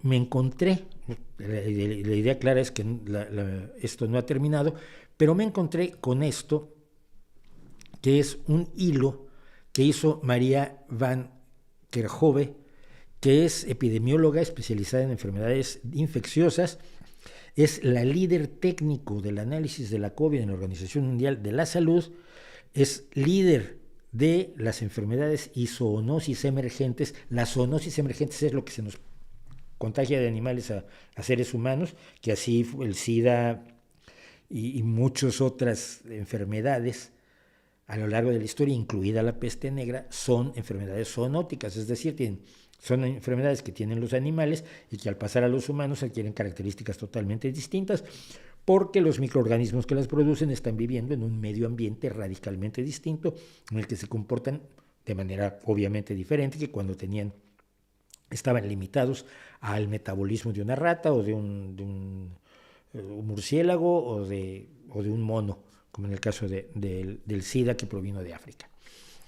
Es del programa de emergencias de la salud de la Organización Mundial de la Salud y dice además que es mamá de 2 y que sus opiniones son sus opiniones propias. Pero hizo esto que voy a tratar de traducir más o menos porque me pareció valiosísimo. Dice ella, exactamente dónde estamos en la pandemia de la COVID-19 y hacia dónde vamos. Hace 3 años, la Organización Mundial de la Salud, esto lo publicaba el 11 de marzo, describió la situación de la COVID como una pandemia, pero fue 6 semanas antes, el 30 de enero de 2020, que el doctor Tedros declaró que la situación en evolución era una emergencia pública de preocupación internacional, nuestra alarma más alta para el mundo. Sí, en el 30 de junio decidió la alarma más alta, pero mucha gente decidió no hacer caso. Dice, del 1 de enero de 2020 hasta ese punto, la Organización Mundial de la Salud había expedido varios instrumentos de orientación técnica comprensiva, una estrategia global para suprimir la transmisión y salvar vidas. Había enviado funcionarios a China para aprender, habían comenzado a hacer ruedas de prensa diarias, advirtiendo al mundo que había que tomar acción esperando evitar la pandemia. Dije algo muy interesante, si se hubiera evitado la pandemia, se hubiera dicho que exageraron. ¿Por qué hicieron tanto lío si al final no hubo pandemia? Que fue lo que pasó con la gripe A, ¿no? Al final no hubo pandemia y entonces la culpa es de la Organización Mundial de la Salud, que es como decirle al que te vende los extintores después de 10 años de tener los extintores en tu casa, decirle, oye, devuélveme mi dinero porque no se incendió mi casa, entonces tus extintores no sirven para nada. Más o menos es la idea. Si además la Organización Mundial de la Salud había publicado la primera metodología de prueba del PCR, que si a usted no le hicieron un PCR, ¡ay, qué incómodo es! Meter el hisopo hasta la parte de adentro de la cavidad nasal. La primera metodología de pruebas de PCR para que el mundo pudiera comenzar a hacer pruebas y atender a los pacientes. Un informe de la misión de la OMS y China en febrero de 2020, desafortunadamente muy pocos escucharon y muy pocos adoptaron suficientes acciones para limitar el contagio, preparar a los hospitales para recibir a pacientes, aumentar los suministros, advertir a sus poblaciones. ¿Qué es lo que pasa? Que los gobiernos tratan de no provocar el pánico y a veces por no provocar el pánico pasa lo que ocurrió en esta pandemia. no se hizo lo suficiente para prepararse en caso de que ocurriera. Y otra vez, si los gobiernos se hubieran preparado y no hubiera ocurrido la pandemia, entonces estaban tirando el dinero. Aquí no hay forma de quedar bien y eso es preocupante. Alrededor de este momento, hace 3 años, el mundo despertó a lo serio que era la COVID-19 con las órdenes de quedarse en casa y la vida, como la conocíamos, cambió. Y hace exactamente 3 años estábamos encerrados todos en nuestra casa. Yo salía para hacer mis vídeos y luego me traje el estudio para acá porque era más fácil que la policía me detenía cuando iba yo a mi estudio a hacer esto. Todos nos hemos visto afectados por la pandemia de la COVID-19, todos somos diferentes y no podemos ir de vuelta a la forma en que era. Tenemos que hacer mejores nuestros futuros. Sé que el mundo desea desesperadamente que termine la pandemia de la COVID-19, yo también, pero no hemos terminado y este virus no ha terminado con nosotros todavía. Está aquí para quedarse y podemos hacer más para proteger a todos en todos lados. La gente está muriendo de COVID-19 todos los días. Insisto, estoy leyendo un hilo en Twitter de María Van Kerkhove. Hay gente sufriendo de trastorno post-COVID-19 o COVID de larga duración. Los sistemas de salud se ven tensos, la fuerza de trabajo está agotada y quien tenga conocidos médicos, enfermeras, técnicos que cuidan a los pacientes han estado reventados. No está diciendo nada falso. No hay medicamentos disponibles para la COVID-19 en muchísimos lugares. Las tasas de vacunación de la COVID-19 son muy bajas entre poblaciones que tienen el mayor riesgo de sufrir la enfermedad grave de todos los países del mundo, especialmente los países de ingresos medios y bajos. Así que exactamente dónde estamos ahora en la pandemia de la COVID-19 y a dónde vamos, ya entrados en el 4º año de la pandemia, seguimos en una alerta y una pandemia. Aunque estamos en una situación mucho mejor gracias al trabajo de tantos para reducir el impacto de la COVID-19 utilizando las herramientas disponibles como las mascarillas, el equipo de protección individual, la ventilación, las pruebas, los tratamientos, las vacunas, todos podemos, y creo que lo lograremos, finalizar la emergencia de la COVID-19 este año. Esto no significa que la lucha haya terminado, tenemos que permanecer vigilantes porque todos seguimos bajo riesgo, porque el impacto de la COVID-19 sigue siendo altísimo, el virus sigue evolucionando y no se ha asentado en un patrón predecible ni estacional. El acceso a las herramientas que salvan la vida no es equitativo y porque todavía tenemos aproximadamente 10,000 muertes a la semana. Las muertes llegaron a 40,000 a la semana hace unas pocas semanas. Estos 10,000 o 40,000 son demasiados si podemos prevenirlos. Podemos vivir nuestras vidas y al mismo tiempo dar pasos para reducir nuestro riesgo de infección. Debemos hacerlo porque el virus está circulando sin control. El riesgo de una enfermedad severa, grave, existe especialmente para quienes no están vacunados o no tienen los refuerzos que se han recomendado. El riesgo de variantes futuras existe. Sabemos mucho más sobre este virus y la COVID-19, pero no lo sabemos todo. El riesgo y la extensión del trastorno post-COVID-19 es significativo. Cuando hablamos acerca de la carga, tenemos que hablar también y abordar la COVID de larga duración, además de la hospitalización y las muertes. Tenemos que mantener la vigilancia, la secuenciación, compartir datos para hacer el seguimiento de las variantes conocidas de SARS-CoV-2, que es el virus causante de la COVID-19, y detectar a los nuevos. Como personas podemos protegernos dando pasos muy simples, adoptando medidas muy simples. Vacúnense, usen la mascarilla cuando se pueda, ventilen, lávense las manos, quédense en casa si están enfermos, pruébense y obtengan tratamiento, compartan buena información y ayuden a otras personas. Los gobiernos deben ser vigilantes, no dejen que el suyo baje los brazos. no desmantelen los sistemas de sanidad, como lo están haciendo ya algunos. Fortalezcan a los sistemas para que sean ágiles, mantengan y sostengan lo que ya han mejorado para la COVID-19, vigilancia, atención clínica, pruebas, secuenciación, vacunación, etc. Enfrenten la infodemia, que es la epidemia de desinformación que han emprendido tantos y tantos, en este caso, creen confianza y aborden la desinformación, la mala información y la politización. Sigan trabajando juntos, apoyan a la Organización Mundial de la Salud para entender mejor el inicio de la pandemia, porque el trabajo que hemos hecho, los sistemas que se han mejorado durante la COVID-19, también son críticos para la gripe, para el RSV, no me acuerdo cuál es ahora, el ébola, el virus de Marburgo, el chikungunya y otros patógenos necesarios, y para la siguiente enfermedad X. Esto es lo que dice una verdadera experta, que es muy distinto a lo que le van a decir a usted. Los antivacunas, creí que era necesario traducirlo y comentarlo para que sepamos hacia dónde va la pandemia, que no ha terminado, que sigue allí, que 10,000 muertes a la semana es un montón de gente que no debería morir, y que no es cierto que ya pasó la tormenta, simple y sencillamente porque no esté soplando en nuestras ventanas. Dicho lo cual, voy a ir un segundo al chat, porque si no, ya sé que se molestan. Ay, queremos chat. Bueno,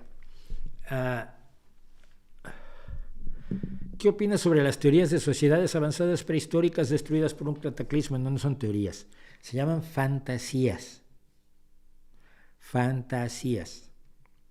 No hay evidencias de tales civilizaciones avanzadas.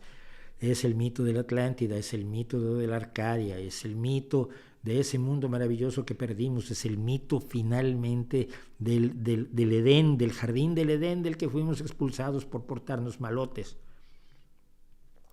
No hay evidencias. Cada vez que excavamos encontramos evidencias. Hay lugares, yo me acuerdo que la única vez que estuve en Roma, un amigo mío me explicaba que no podían avanzar con el metro. O sea, cuando yo fui, no sé si ya tiene las 2 líneas del metro, pero Roma tenía una línea del metro y estaban haciendo la segunda, pero tenían que pararse cada 10 metros porque había grandes hallazgos arqueológicos, y entonces entraban los arqueólogos. Ya los arqueólogos resolvían todo, sacaban lo que había que sacar, estudiaban lo que había que estudiar, que no se podía sacar, luego ya podían seguir las excavaciones, y ahí se encontraban otro resto arqueológico de enorme valor, etrusco o romano. Entonces, aquello era terrible. Pero nunca encontramos la Atlántida, ni esas civilizaciones avanzadas, ni esas maquinarias, ni esas bombillas, ni esos ordenadores y computadoras y computadores.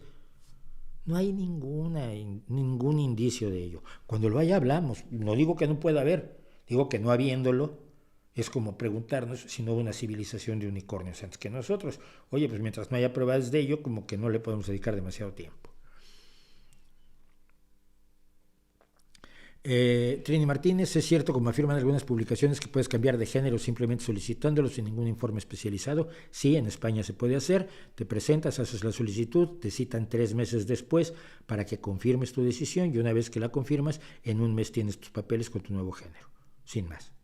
Es el efecto de la ley trans que entró en vigor hace 1 o 2 semanas. Uno de los efectos. La limpieza hepática y vesicular es igual, es un detox más que no tiene ninguna verdad.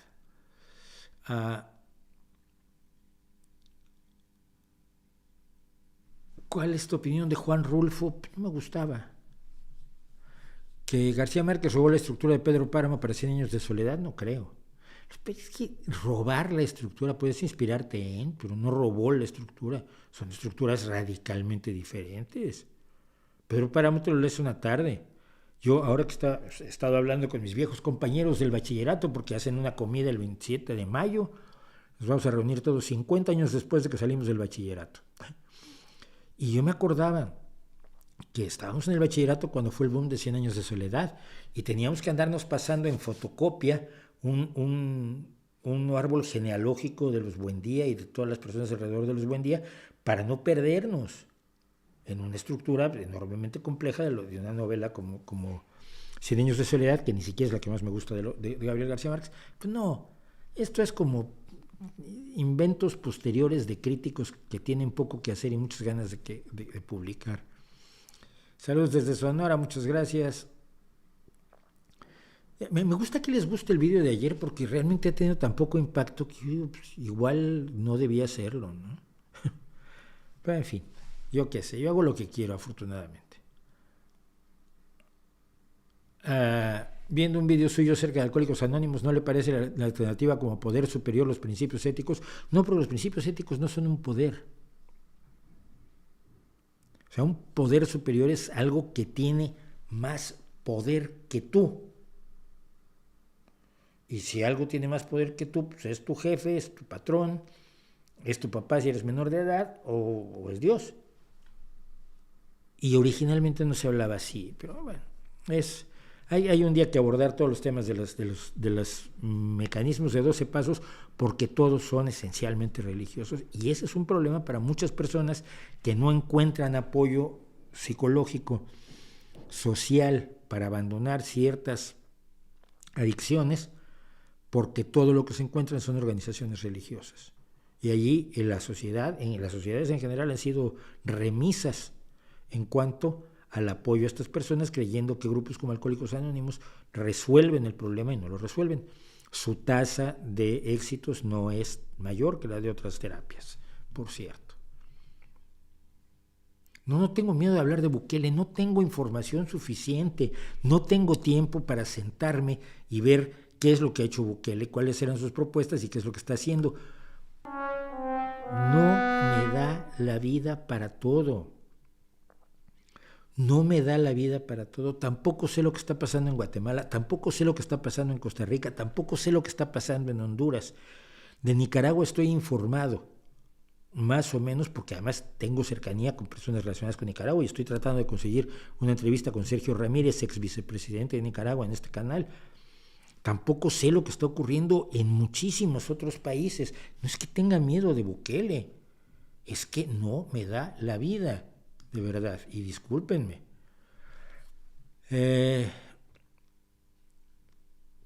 Bueno, ya no hay más. Disculpa, con el no me gusta me equivoqué de botón, pero ya lo borraste porque tenemos 186 me gustas y ni un no me gusta. Los del no me gusta no vinieron hoy, hay que ponerles ausencia, ¿no? Falta. 312 personas, 312, gracias, 312 reconocimientos, de verdad, de verdad.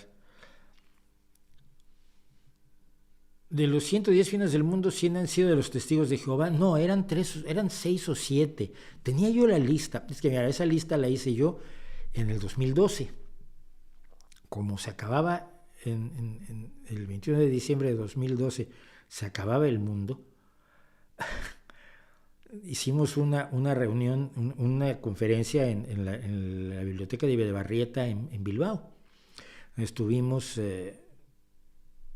un físico cuyo nombre, Sergio, que ahora su apellido lo olvido porque olvido nombres, lo voy a poner aquí encima después, que además le tengo un cariño enorme, y estuve yo y estuvimos hablando sobre los fines del mundo, precisamente. Él hablaba además de cómo se acaba el universo en realidad, o cómo se acaba el planeta cuando el sol crezca convirtiéndose en una gigante roja, etcétera.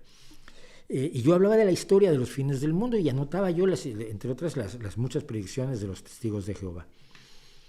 Y había un tipo que además los detectas, con los años que llevo yo dando charlas, lo sabes, ¿no?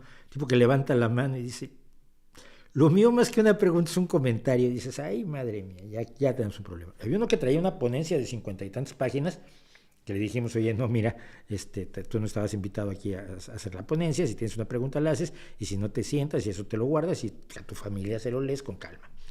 Y otro que también hizo una pregunta de esto que dices tú, esto va mal. Y sí, 10 minutos después se levantó, quería hacer otra pregunta y empezó a gritar enloquecido, que si los profetas y que si Daniel y Job y Jeremías y Sosías, y lo tuvieron que sacar de Videbarrieta. Y en YouTube, si buscan ustedes Loco de Videbarrieta o algo así, alguien lo tomó cuando lo estaban sacando y mientras él gritaba nombres bíblicos y decía que vais a morir todos, gritó. Y yo le decía, ¿por qué tú no? Vamos a morir todos y tú no. Eso me parece muy injusto. Fue divertidísimo. Pero sí, llevo muchos años, muchos fines del mundo y sobreviviré a más. ¿Bombardear nubes con yoduro de plata realmente puede generar lluvia? Sí, sí, se utiliza. Cualquier cosa que sirva para empezar a congregar las gotas, las gotículas que forman las nubes, y cuando se empiezan a congregar en forma de gotas, pues se provoca una especie de reacción en cadena. Porque las nubes no están hechas de vapor de agua, ustedes acuérdense siempre de eso. El vapor de agua es invisible. Las nubes son gotículas de agua suspendidas. Cuando ustedes ponen una tetera de las antiguas, van a ver un fenómeno muy curioso. Ya ven que sale vapor. Creemos que es vapor, se ve. Si se fijan ustedes en el pico, entre el pico y lo que se empieza a ver, hay una zona que no tiene nada. Lo que hay ahí es vapor de agua. Cuando llega a cierto punto ya se enfrió, empieza a crear gotículas y lo que vemos son las gotículas de agua. Es lo que decimos, es vapor. No, no es vapor. Son gotículas de agua, son vaho de la tetera. Pero esas pequeñas zonas entre el pico de la tetera y donde empieza a verse, ahí es donde hay vapor de agua. El vapor de agua es invisible. O, por decirlo de otro modo, es incoloro y no es que sea invisible, pero no se le puede ver. Vaya. Por lo menos en condiciones normales, atmosféricas. Así que sí, se usa yoduro de plata y algunas otras cosas para provocar la lluvia en algunos casos, pero no funciona siempre, pero no funciona tranquilamente y es bastante más complicado. Gracias, Trini Martínez, que aparte de comentar, pulsen el me gusta, ayudarán al canal y serán mejor notificados. Sí, gracias. Si se suscriben, YouTube les avisa cuando salgo yo con mis cosas. ¿Qué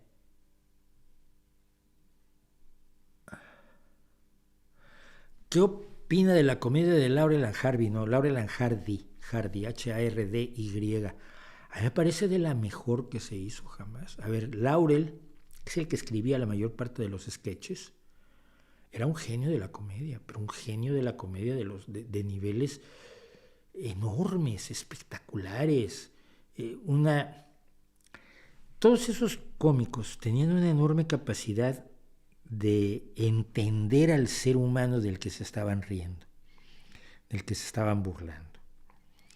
Entonces, la unión del que parece tonto, pero que quizás es simplemente diferente porque anda en otra dimensión, que es Laurel, Stan Laurel, que es, en el caso de los hermanos Marx, es Harpo, ese que está fuera de la normalidad. Y luego está el asno pomposo, que no existe entre los hermanos Marx, pero que es Hardy. Es el tipo que se cree más de lo que es, que quiere ser muy elegante, que quiere ser muy importante, que se cree muy inteligente, que es un asno pomposo. Y la reunión de los dos da resultados maravillosos porque exhibe las debilidades del ser humano a los dos lados, de una manera extraordinaria. A mí es de los duetos cómicos que más me gustan. Me gustan todos, pero siempre prefiero yo, por ejemplo, a un Buster Keaton, incluso que a un Harold Lloyd, aunque Harold Lloyd es el mejor acróbata de la época y por supuesto es el inspirador de Jackie Chan. Sin las acrobacias de Harold Lloyd no hay Jackie Chan, y sin Jackie Chan la vida no tiene sentido porque es maravilloso. Entonces, pero yo prefiero a Buster Keaton que a Harold Lloyd. Soy chaplinesco de toda la vida, me encantan los tres chiflados, pero Laurel and Hardy tienen niveles muy altos y sobrevivieron muy bien, igual que los hermanos Marx, sobrevivieron bastante bien. Claro, Laurel and Hardy pasan de lo mudo del cine mudo al cine hablado con bastante eficacia, de los pocos que lo consiguieron. Tanto los tres chiflados como los hermanos Marx son ya producto del cine sonoro, ¿no? Entonces, yo solo puedo hablar cosas buenas. Y además, como cosa rara, porque en las trupés pasa mucho que acaban odiándose, Laurel and Hardy fueron amigos hasta su muerte. Y eso es otra cosa que se nota el cariño de amigos en el trabajo que hacen juntos, ¿no? Se nota la complicidad, pese a que están haciendo papeles contrapuestos, están siendo adversarios en la pantalla, se nota la complicidad que había entre el británico Stan Laurel y el estadounidense Oliver Hardy. Eso es. Bueno, pues vamos a hablar de esto, que va a ser largo y tedioso. Anticiencia, superstición y muerte. Miren, México está metido en un mecanismo de rechazo del conocimiento, de exaltación de la superstición y de promoción de la ignorancia, que es enormemente preocupante.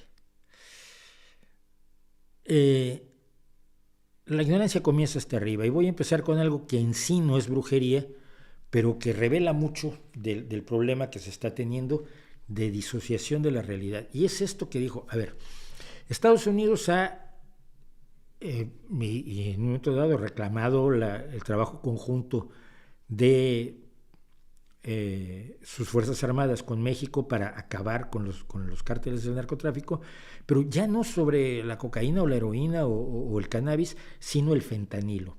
El fentanilo se produce en México con precursores chinos, o se troquelan las pastillas con fentanilo chino que entra sin mayor problema por las vastísimas costas mexicanas, y son los cárteles mexicanos los que están introduciendo el fentanilo en los Estados Unidos.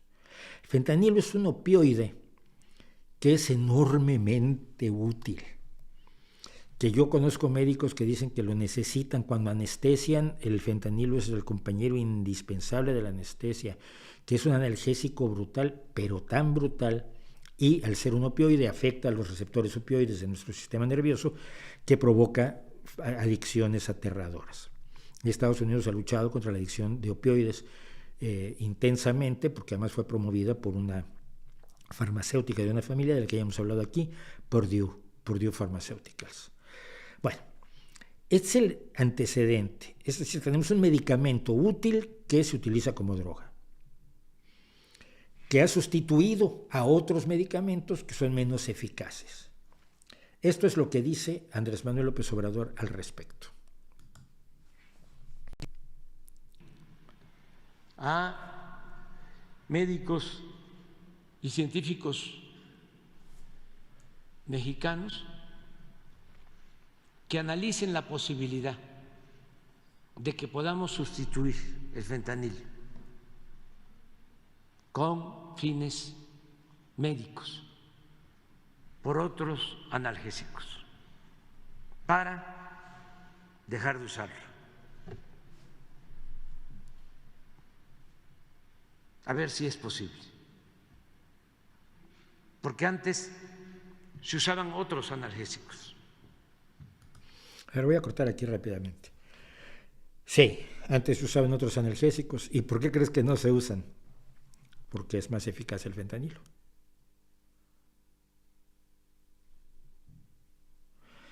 Y esta idea de que el futuro está contenido en el pasado y que hay que ir al pasado para conquistar el futuro es de lo que vamos a hablar ahora. Y entonces, aunque tenemos el control que no se tenía antes sobre el ingreso del fentanilo con usos médicos, de todas formas, al estar prohibido, ya no habría ninguna posibilidad de que pudiese importarse. El fentanilo que entra para ser como parte del mercado de las drogas no tiene nada que ver con el fentanilo que se importa por cuestiones médicas. Prohibir uno no va a afectar al otro para nada, absolutamente para nada. Y por supuesto, si los científicos mexicanos pudieran hacer algo mejor que el fentanilo, si los científicos de cualquier lugar del mundo pudieran hacer un analgésico mejor que el fentanilo, ya lo habrían hecho, o estarían haciéndolo. No es ver la posibilidad. Esto es ignorar completamente cómo se hacen los medicamentos, cómo se produce, cómo se estudia, se analiza, hasta llegar a un medicamento que luego tiene que pasar una serie de pruebas para poder ser utilizado médicamente.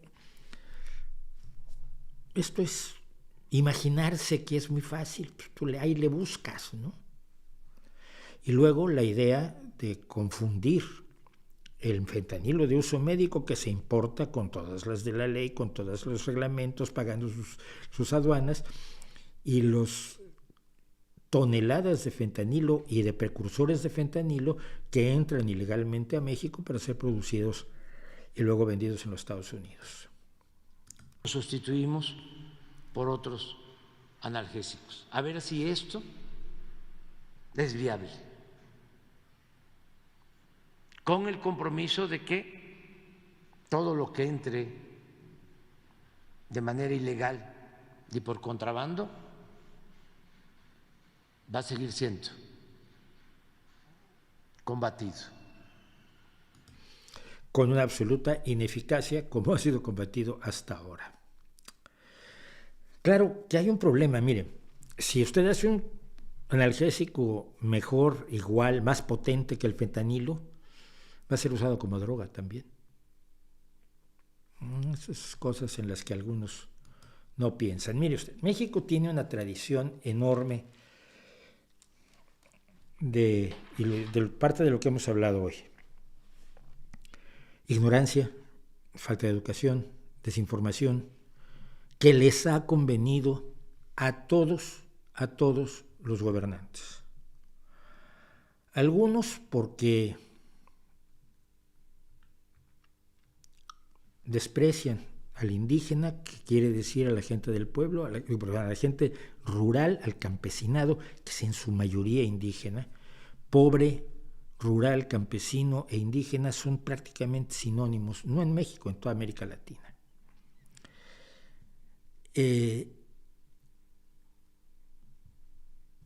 Y a quien no le ha convenido, por una causa le ha convenido por otra. Mire, si uno dice, si no sabes leer, es malo para ti, es perjudicial, es bueno que aprendas a leer. Si uno dice eso y gobierna, automáticamente se compromete a crear, desarrollar, financiar, poner en práctica, llevar a cabo y evaluar correctamente esfuerzos para alfabetizar a toda la población. Partiendo de una decisión política. Todo lo demás que he dicho es técnico. Desde cómo se hacen los programas, cómo se hacen los programas pedagógicos más eficaces, cómo se preparan los profesores, cómo se financian las aulas y los materiales y los libros de trabajo y los bolígrafos y todo lo que se necesite. Todo eso tiene soluciones técnicas, pero primero está la decisión política. Aprender a leer es bueno y por lo tanto vamos a emprender un esfuerzo para que toda la gente lea. Ahora, si tú dices, no, leer es malo, la lectura es un invento occidental, blanco, capitalista, maléfico y manipulador. Los aztecas no tenían alfabeto, no leían, no tenían libros. Los saberes ancestrales no dependían del alfabeto. Si esa es tu posición política, tienes el pretexto ideal para no gastar nada en alfabetizar a la gente. Y es lo que ha pasado. Es lo que ha pasado en México, en la educación, en la gestión de la ciencia misma y en las actitudes y visiones, por supuesto, del presidente de la República. Hace poco, el Senado mexicano le abrió la puerta a Robert Malone, uno de los antivacunas más radicales de Estados Unidos. Este hombre, que aunque tenga cara de buena persona, es un asesino en potencia, y probablemente no en potencia, sino que se ha cargado algunas vidas. El Rafael Espino, aquí vamos a dejar esto a un ladito. Rafael Espino dijo, eso es un senador por el partido oficial de México, por el partido del presidente, agradecía las presentaciones de los doctores Alejandro Díaz Villalobos, Robert Malone y Steve Kirsch, expertos inmunólogos internacionales, por su plática magistral sobre los efectos de la crisis de la COVID. Su plática magistral fue una plática antivacunas, y como presentó como gran investigador a este personaje que se llama Alejandro Díaz Villalobos, pues yo fui a PubMed, que es donde se concentran las publicaciones de medicina de todo el mundo, y no hay un solo artículo publicado por Alejandro Díaz Villalobos, ni uno. No ha investigado nada. Pero le puede ver la cara a un senador de la República, al que está desinformado, pero que no le interesa estar informado, o que ni siquiera se imagina que está desinformado. Y eso es peligroso. La jefa de gobierno de la Ciudad de México, Claudia Sheinbaum, es doctora en física. Hizo su licenciatura en la Facultad de Ciencias en México, que es una brillante facultad de ciencias, grandes amigos míos de un nivel altísimo han pasado por allí, y luego hizo su doctorado en Berkeley. Y sin embargo aquí presume de que una vez en un tuit lanzado por ella, no es que le preguntaran, es que ella decide lanzar esto. Una vez me preguntaron si tenía algún amuleto. Tengo mi pulsera de Fátima, dicen que es para las buenas energías, amor y felicidad. Es un doctor en física hablando de buenas energías. ¿A cuánto de su formación, de su educación, del esfuerzo de sus profesores, del esfuerzo del país por educarla en una facultad de ciencias donde se pagan 2 céntimos al año, 2 centavos al año o menos, de colegiatura en la Universidad Nacional Autónoma de México, más lo que se gastó en Berkeley? ¿Cuánto ha tenido que olvidar para creer en las buenas energías? ¿A cuánto ha tenido que renunciar? Y así llegamos a esto, llegamos a muchas cosas. Llegamos a cómo el CONACYT ha decidido que va a promover las epistemes, o sea, las formas de conocimiento de los saberes ancestrales, sin importarle que esos saberes ancestrales sean meramente supersticiones y fantasías, que desafortunadamente no son ciertos, que son formas de hacer las cosas que no funcionaban y que por eso tuvieron que surgir otras que funcionaran mejor. Y lo que tenemos es a un secretario de salud, como el doctor Alcocer, diciendo esto. De la medicina tradicional en las comunidades indígenas y afromexicanas del país, de conformidad con lo estipulado en la ley de creación del INPI. Fíjese usted en este pequeñísimo detalle, y luego volvemos a él. Las medicinas, que no son medicinas, son prácticas curanderísticas precientíficas, son para las comunidades indígenas y a los que ahora llaman afromexicanos, que antes eran simplemente mexicanos con ascendencia africana, pero ahora ya son un grupo aparte porque la identidad así lo exige. Yo conozco varios afromexicanos que ni siquiera parecen afros porque su abuelo todavía tenía rasgos de alguna etnia africana, pero ellos ya no, pero supongo que los separarán por identidad. Pero esto es para ellos. Para la doctora Sheinbaum, para López Obrador, para el doctor Alcocer, va a seguir habiendo hospitales de verdad. Como vemos en la primera imagen, esta ley tiene como objetivos promover e impulsar, en coordinación con el Sistema Nacional de Salud, el acceso a los pueblos indígenas y afromexicanos a los servicios de salud con pertinencia cultural, lingüística y de género, sin discriminación alguna. ¿Qué es discriminación? La pertinencia cultural quiere decir que los indígenas se van a atender de acuerdo a las creencias indígenas antiguas que nunca sirvieron para nada, o que sirvieron para muy poco. Quizás algunas empíricamente tienen alguna base, pero no están demostradas. Sin discriminación alguna significa discriminándolos. No les voy a poner un hospital, pero ponerles un hospital es ir en contra de su cultura. Lo que les voy a poner es otra cosa. Reconoce e incluye la medicina tradicional en el sistema de salud pública. Sí, pero no es medicina. Al integrarlo al sistema de salud pública, lo que estás haciendo es faltar a tu responsabilidad por ofrecer la mejor salud posible a toda la población mexicana. Y llegamos a esto. El Instituto Mexicano del Seguro Social dice que promueve la medicina tradicional, pagándole a 753 médicos tradicionales que no son médicos, que basan su práctica en conocimientos ancestrales que no son conocimientos, son creencias. Forma parte de los sistemas locales y comunitarios de salud, con lo cual te puedes dar el lujo de sacar a los médicos y a las enfermeras y al conocimiento científico de allí. Derivan a los pacientes a las unidades de salud tras la identificación de sus padecimientos. Sí, pero ¿cómo identifica un curandero tradicional una serie de enfermedades que no se sabía que existían cuando aparecieron los saberes tradicionales? Ayer en el video de Detox hablábamos precisamente de eso. Hay docenas de enfermedades hepáticas, solo los cánceres hepáticos son 6 o 7. ¿Cómo los va a identificar alguien que lo único que sabe es que tal infusión dijo mi abuelita que era buena para el hígado? Y lo dicen de todo corazón. Pero es responsabilidad del Estado decirles no.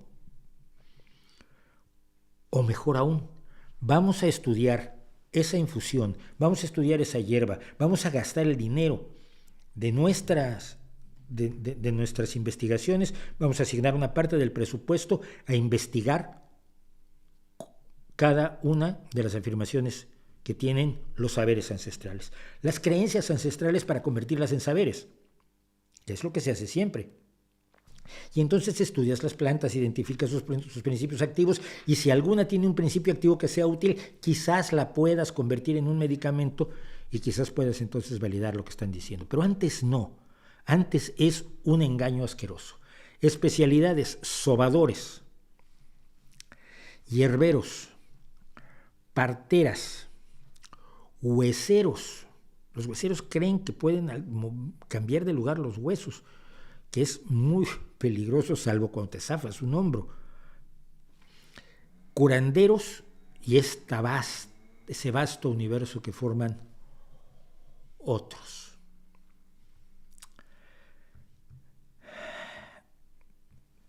La genuina vocación por incorporar los saberes tradicionales pasa por someterlos al estudio de la ciencia. Si ustedes ven el video que hicimos sobre la patraña vegetal, precisamente sobre herboristería, la historia de cómo se llegó a la artemisina, que le ganó el premio Nobel de Medicina y Fisiología a Tu Youyou, la investigadora, que pasó por miles de plantas que la tradición china decía que servían y que demostró que no servían, que descartó miles de plantas para encontrar una que sirve bajo ciertas condiciones y no es en las infusiones que venden algunos herboristeros españoles. Eso se debería hacer con todas las plantas. Pero esa no es la idea. La idea es ganar una guerra cultural en la cual se les dice a los indígenas que lo que tienen vale tanto como lo que tienen los que no son indígenas o los que no viven como indígenas aunque tengan raíces indígenas, que es mi caso, que yo tengo una abuela zapoteca. Pero decirles que se tienen que conformar con lo que tienen porque lo que tienen es tan valioso como lo que no tienen. Y es la forma más eficaz de negárselos, so pretexto del respeto, para mantenerlos donde los han mantenido toda la vida quienes los han oprimido. No me vengan a contar que esto es primero los pobres. En serio. Es una desvergüenza. Y algunos saben perfectamente que es una desvergüenza y lo peor es que callan. Hacia la mierda.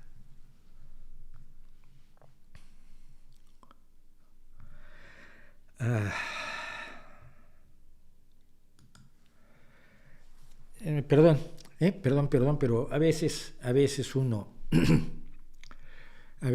siente que... Dice Memo Villa, SETI tiene muchos años buscando señales extraterrestres y nada, sin embargo vienen miles de ovnis y no se comunican, qué extraño, ¿no? Sí, fíjate, en años en los que había que hacer crowdfunding de tiempo de máquina, quienes son muy jóvenes y tienen las computadores u ordenadores de hoy, no tienen una idea de lo que era trabajar con un XT o con una T.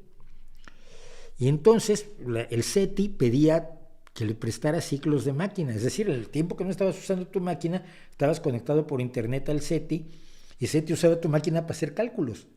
Era una especie de la nube, pero no para guardar cosas, no para memoria, sino para repartir ciclos de procesamiento para procesar las señales que obtenían los programas SETI.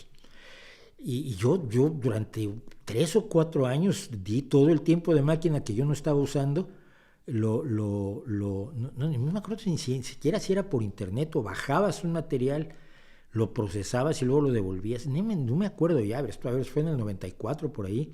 Estamos hablando de los albores de la informática personalizada. Y yo di mi tiempo para el SETI. Pues no llegó.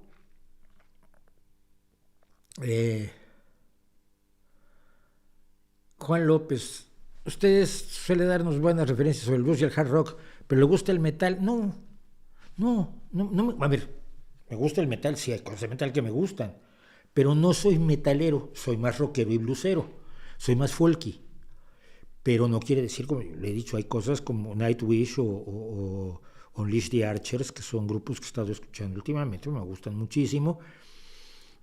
Hay cierto metal sinfónico que siempre me gustó, como el de Apocalíptica, pero en general no soy un seguidor del metal como género, que sí lo soy del rock y que sí lo soy del blues, ¿no?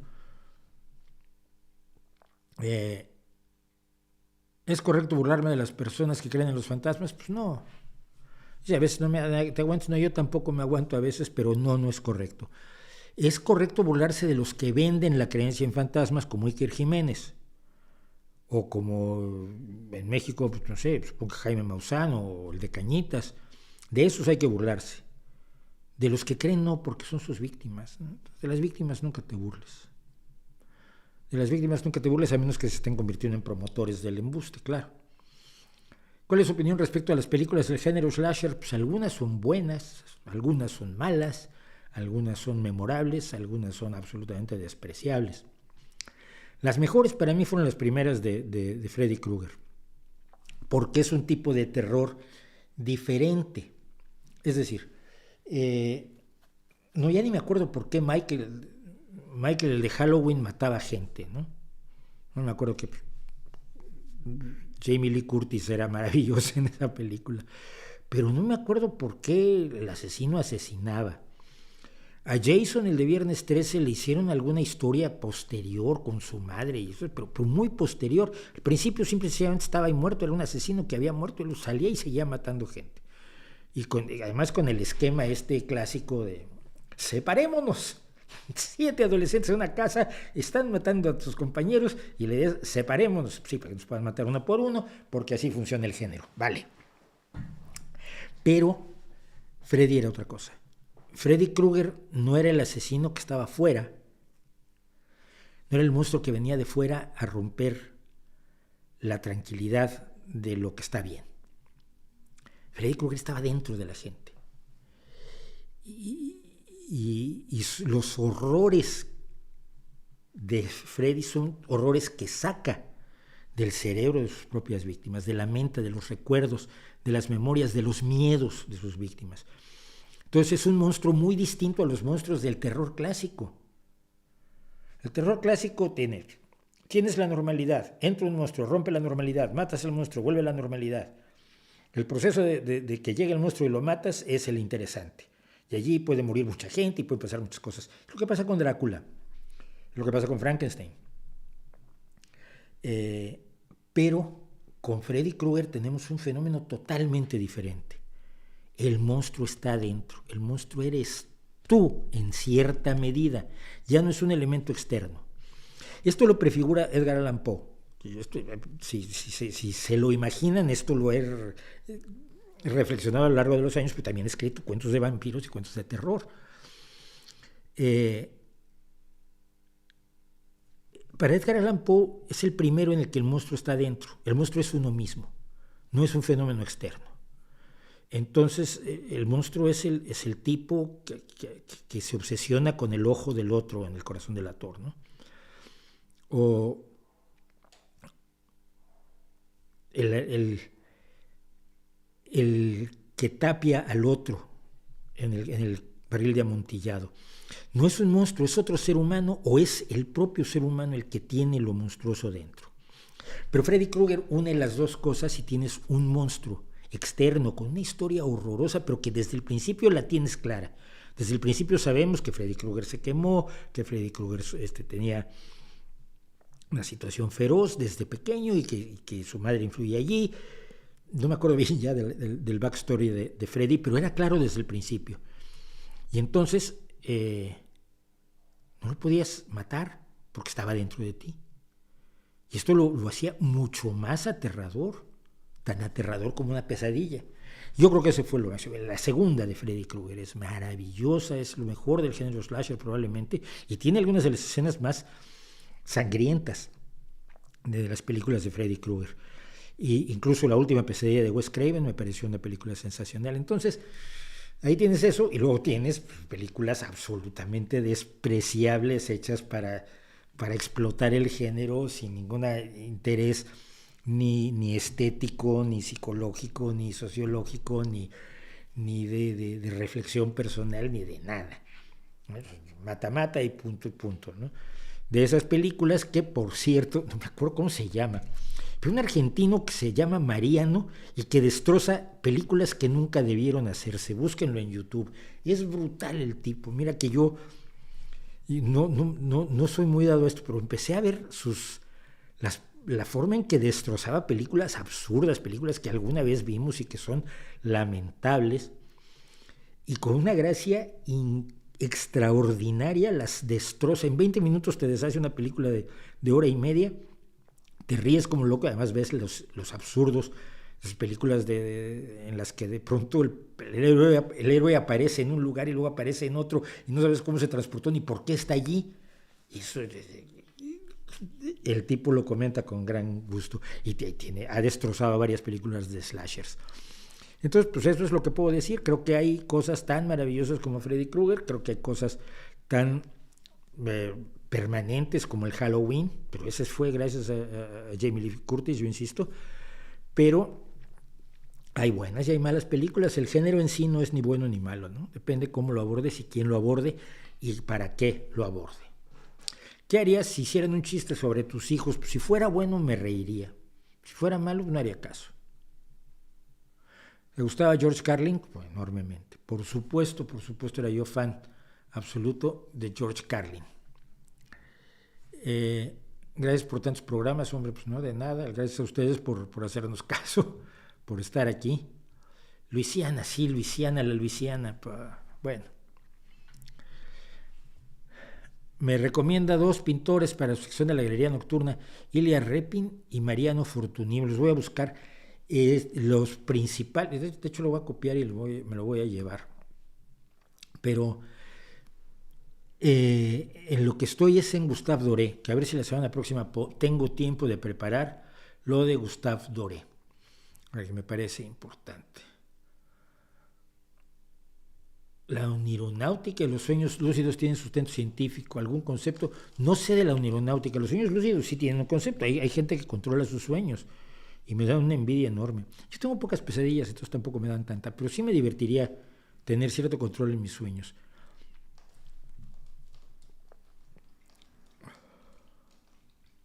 Esta es buena de David del Castillo. La medicina complementaria se puede utilizar de manera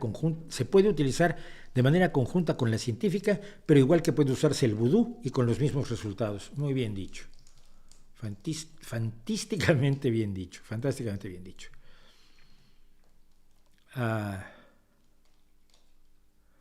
Yo digo que el humor no debería tener límites, no. Chespirito y Cantinflas no me gusta su humor, pero nunca los habría yo reprimido. El que yo crea que el humor no debe tener límites no quiere decir que a mí me guste todo el humor. El de Chespirito me parecía vasto y pobre y no me gustaba que se burlara de la gente por ser gorda, por ser vieja y nada más por eso, ¿no? Todo con la base de un niño que tiene hambre.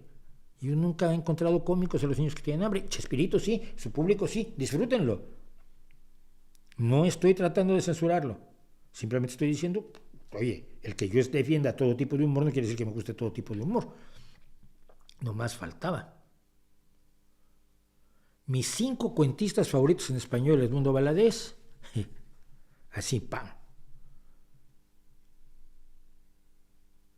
Agustín Cortés Gaviño, no lo conoce nadie. Tenía una revista, Chilote, que fue donde empezamos a publicar muchos. Y era un gran cuentista. Tiene el mejor nombre de cuento, uno de los mejores nombres de cuento que yo conozco, que es como un fantasma que buscara un sueño. Y murió muy joven, desafortunadamente, queridísimo Agustín Cortés Gaviño. ¿Quién más? Juan José Arreola tiene que estar forzosamente entre ellos. Y ya no sé quién más. ¿Conoces el robot? Espera, en español.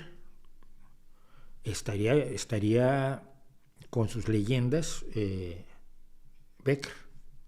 Entraría Becker. Claro, estaba yo pensando solamente en mexicano. No, entonces, en primer lugar, Edmundo Valadez yo le debo muchísimo, fue mi maestro, fue el hombre que me metió a Excelsior, fue el hombre que me publicó en el cuento, fue un maestro en muchísimos sentidos, le debo enormes cantidades, pero el mejor cuentista en español, en inglés y en varios idiomas más es Jorge Luis Borges,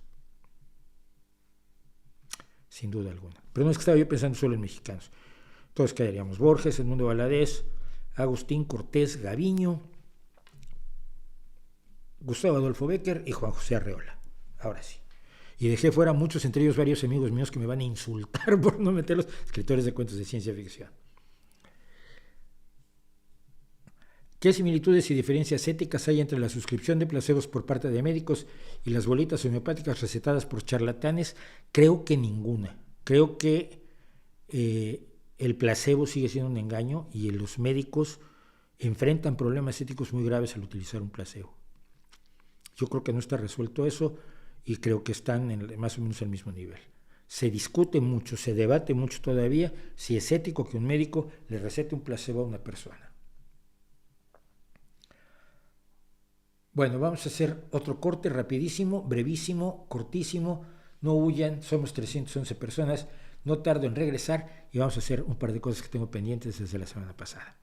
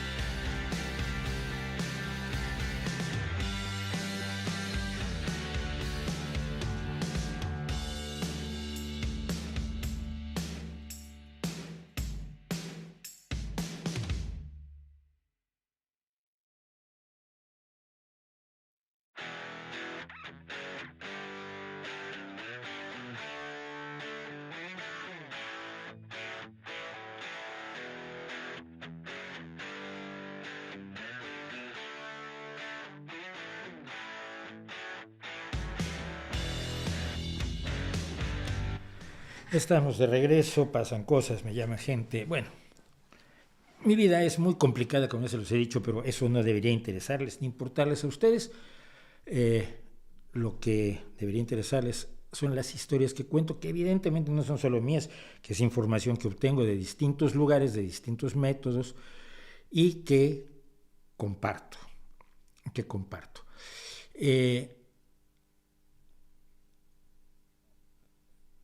Sabes, de Antorcha Campesina poco, nunca me metí en ese. ¿Tú tienes alma o no crees en tal cosa? No tengo alma, no tengo nada de eso sobrenatural, ¿no?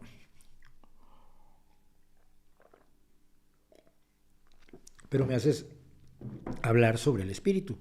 El espíritu es nuestra subjetividad, nuestras emociones, nuestras sensaciones, que son reales, por lo menos para nosotros. Y cuando yo digo que algo es bueno para el espíritu, como escuchar a Johann Sebastian Bach, es porque me hace sentir bien. O sea, mis experiencias subjetivas las llamo así. No quiere decir que crea yo en las almas, en los fantasmas, ni en cosas por el estilo. Frank Suárez, no sé ni quién es. Patio Espina, gracias por saludarme desde el eje colombiano.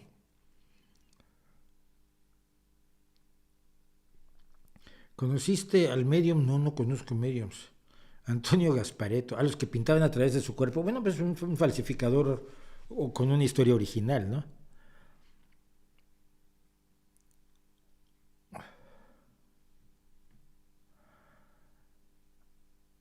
Gracias a Javier Díaz por el superchat. Un mensaje de optimismo en estos tiempos que se auguran oscuros. Guerra, crisis económica, ambiental. ¡Vamos a morir todos! No los veo oscuros. Yo no veo estos tiempos oscuros. Mira, una pandemia como la que hemos pasado en otros tiempos, 1918 con la gripe española, que no era gripe española, además no tenía ninguna culpa España que le pusieran la gripe española, pero habrían sido muchos más millones de muertos. Nos sorprende la guerra en Ucrania y me horroriza y me enferma pero se te olvida que Europa tenía guerra sin parar durante miles de años. En África hay una guerra, pero tuvo guerras a montones todo el tiempo, antes y después de la época colonial. Crisis económica. Yo he pasado un montón de crisis económicas. Una perdí una casa, fíjate.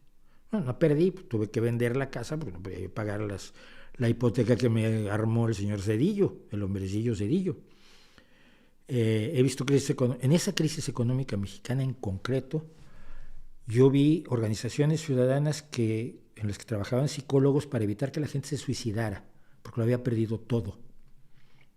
Porque no podían pagar la hipoteca, porque no podían pagar el abono del automóvil y porque debían hasta la risa en tarjetas de crédito que no tenían forma de pagar por la devaluación que había sufrido la moneda, el peso mexicano en aquel momento. En la crisis del 94-95.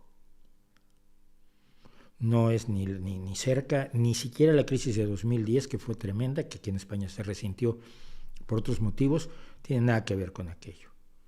Yo no veo un panorama oscuro, veo un panorama bastante alentador. Ya no hay problema, sí. Hagámonos la idea, el ser humano siempre va a tener problemas, en lo personal, en lo individual, en lo familiar, en lo social y a nivel especie. Pero fíjate, hoy podemos detener, creo, de manera mucho más eficaz, a un tirano que quiere apoderarse de tierras que no le corresponden, sin el horror que fue la Segunda Guerra Mundial. ¿Es un horror lo que está ocurriendo en Ucrania? Sí, pero la Segunda Guerra Mundial fue otra cosa. Y la Segunda Guerra Mundial, de hecho, disparó la creación de la Unión Europea, que logró seguir hasta hoy sin guerras entre las potencias europeas. Que haya guerras en el suelo europeo, como la guerra de Yugoslavia, que es una guerra civil, o una guerra como la que está haciendo Putin contra Ucrania, son obviamente en suelo europeo, pero no son entre las potencias europeas que vivieron en guerra toda la vida. Países Bajos, Alemania, Francia, el Reino Unido, España, Italia. veo que científicamente estamos en una situación mejor. Tenemos que luchar contra aquellos que van en contra del conocimiento científico, sin duda alguna, como las personas que desafortunadamente hoy en México están tomando decisiones aterradoras sobre la salud y sobre la ciencia. Pero tenemos un conocimiento científico que nunca habíamos tenido, conocimiento médico que nunca habíamos tenido, y creo que moralmente hemos avanzado muchísimo.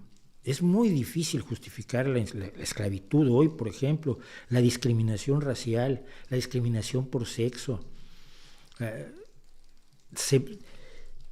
Quienes realmente viven la necesidad de discriminar a las personas por ese tipo de cosas y que odian a personas de otro color, o odian a personas de otra orientación sexual, son cada vez menos, gritan mucho y los populismos les han dado voz. Pero ante la enorme amenaza que ha vivido la democracia en los últimos años, no ha retrocedido en realidad. Yo creo que la democracia sí es requisito sine qua non para dar otros pasos, ¿no? Yo veo que tenemos menos pobreza. Sí, hay lugares donde hay más pobreza de la que había antes. México es un caso. Le han metido 2, 3, hasta 4 millones de pobres, según algunos datos, de los que había cuando llegó López Obrador. Pero a nivel mundial, la pobreza ha disminuido, el hambre ha disminuido, la violencia ha disminuido. En Estados Unidos los asesinatos han disminuido con respecto a lo que había en 1970 y 1980. No se trata de ser optimista, se trata de ser realista. Yo soy realista radical, yo me baso en los datos. Los datos dicen que podemos hacer ciertas cosas que antes se pensaba que no se podían hacer. En los años 70 se pensaba que no se podía alimentar a toda la humanidad. Hoy sabemos que podemos alimentar a toda la humanidad. Un cambio climático habría sido absolutamente catastrófico en el pasado y hoy tenemos la esperanza de poderlo enfrentar, diga lo que diga Greta Thunberg, con sus políticas de identidades a las que se ha subido ahora. Pero yo veo que las posibilidades de salir adelante como especie, como sociedades, como culturas, como una especie que se ve a sí misma como iguales a todos. Es decir, que si ve que un ciudadano es de piel más oscura, de piel más pálida, pues dice, pues es un ser humano con la piel oscura. No dice es distinto de mí, porque todos somos distintos, afortunadamente. Entonces, yo no tengo tampoco un mensaje de optimismo, yo tengo un mensaje realista. El ser humano ha demostrado que puede mejorar en muchísimas cosas, que puede vencer desafíos enormes y que puede hacer un avance moral extraordinario. ¿En qué país había pena de muerte y en qué país hay pena de muerte hoy? Los países con pena de muerte son un puñado y hay reacciones constantes en contra de la pena de muerte. Están bajo presión. Están bajo presión de todo el resto del planeta. ¿Dónde son legales las torturas o los latigazos? Pues en muy pocos países. Y están bajo presión. Pero antes era lo común. Las marcas de infamia, cortarle a alguien la nariz o las orejas para que todo el mundo sepa que es un delincuente, que es un malvado, ya no se hace. La gente puede comer carne. Cuando hubo generaciones y generaciones de pobres que la carne la veían de lejos. La alimentación ha mejorado. Queda mucho por hacer, sí, pero se ha hecho algo y eso nos permite pensar que se puede seguir haciendo. Así que yo no creo que sea una cuestión de optimismo, sino de realismo, ¿no? Y estos tiempos no son tan oscuros. A todo el mundo le parece que está viviendo los tiempos más aterradores del mundo, pero para eso sirve la historia, ¿no? Para mirar atrás y decir, este momento es problemático, es tremendo, es horrible, pero es el mejor de todos los tiempos que ha tenido la humanidad. Hoy. Estamos hablando tú y yo.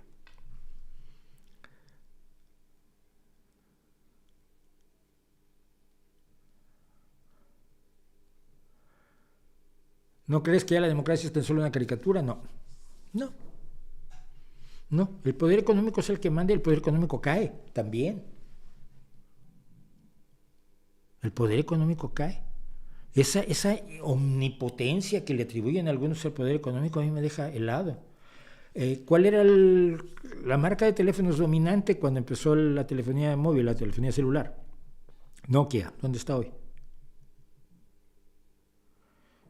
Los poderes económicos también se mueven y también son sometidos por las sociedades a controles que no les gustan. A algunos sí les gustan porque no son tan salvajes, pero no tienen poder omnímodo. Cuando me decía esto, lo decía el tal Roserín. En Estados Unidos domina la oligarquía. Bueno, la oligarquía de Trump o la de Biden. Y entonces, ¿por qué Biden está a favor de los sindicatos y está en contra? Si es la oligarquía. Y si es la oligarquía, ¿por qué quiere aumentar los impuestos a las grandes fortunas? Porque la oligarquía quiere aumentar los impuestos a las grandes fortunas. Hombre, no jodas, no es cierto. El ver a todos iguales es un error. Entonces, paso. Gracias a Byron Argueta Ávila por el superchat. Desde Guatemala, mira que guay. Tuve un gran amigo de Guatemala, Otto Raúl González, el poeta, y hacía palíndromas, era palindromista. Bueno, vamos a hacer esto que tenía yo también pendiente. Ya que estamos hablando de política de identidades, no es cierto, no fue esto. Identidades, culturas y Greta. Miren, me llamó mucho la atención algo que ocurrió en México, porque la Facultad de Arte y Diseño, tenía algunas reivindicaciones más o menos razonables. Y entonces, a ver, que aquí tengo la nota. Porque sin la nota... Sí, a ver, las alumnas de la Facultad de Artes y Diseño de la UNAM están protestando porque al parecer ha habido casos de acoso sexual por parte de profesores, lo cual está muy mal. Estará usted de acuerdo conmigo que está muy mal, ¿no? Pero también se señaló una serie de deficiencias por parte de las autoridades en el plantel de Xochimilco. Llevaban un pliego petitorio con varios puntos, quieren seguridad, servicio médico, mantenimiento, cuidado del material de la escuela y el apoyo a sus artistas para el inicio de una carrera, porque ser artista ya tiene problemas. La mayoría de los artistas no pueden realmente sobrevivir por sí mismos. Entonces, a modo de protesta, tiraron esta reproducción de la Victoria de Samotracia, que tradicionalmente estaban fuera de la facultad. Es una reproducción en espuma y yeso, me parece. No veo por qué. O sea, no quiero acoso sexual y tiro una escultura. Hay un salto conceptual allí que a mí me desborda. Quiero más oportunidades para los artistas y tiro una estatua que es una escultura reconocida por un enorme valor, tanto histórico como estético, que se sacó del mar hace algunos años y que se encuentra en el Museo del Louvre. Que por cierto, cuando estuvimos, mi chica no pudo verla y está furiosa y quiere volver al Louvre para ver la Victoria de Samotracia, que era lo que más le interesaba ver. Bueno, pero no me fijo en eso, me fijo en lo que dice el pedestal que quedó de esa Victoria de Samotracia, de esa reproducción en espuma de la Victoria de Samotracia, que dice: tiren esta mierda blanca occidental y a la Samotracia también. ¿Cuál mierda blanca occidental hablamos? La semana pasada hablábamos de que Occidente no existe, ¿no? Samotracia pues es una zona de la Tracia, que es una zona de Grecia, que tiene tanto que ver con el Reino Unido como yo tengo que ver con un guitarrista zulú. Poca relación, ¿eh? Tiene relación con Francia porque Francia se acabó apoderando de la Victoria de Samotracia, no sé cómo. Supongo que fue de Napoleón, pero no lo sé. Pero ¿por qué es una mierda blanca y occidental? Blanca. No sé si los griegos eran blancos, ¿no? Aceitunados más bien. ¿Y qué artes plásticas está estudiando? Está estudiando Patlacuilo.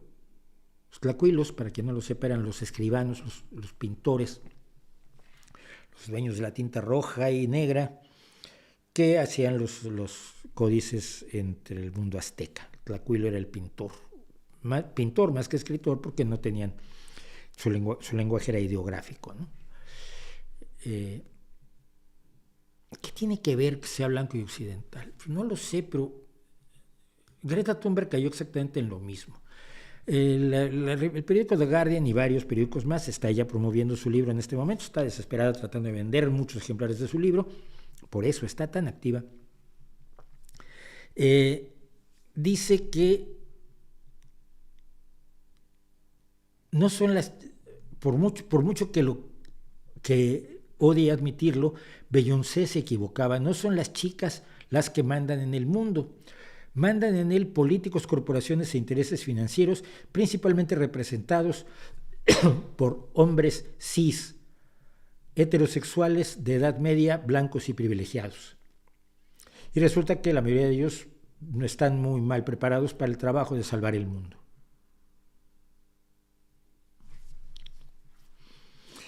Vamos a suponer que no nos fijamos que Greta nos dice que ella está salvando el mundo, no vendiendo un libro. ¿Por qué no están capacitados para salvar al mundo?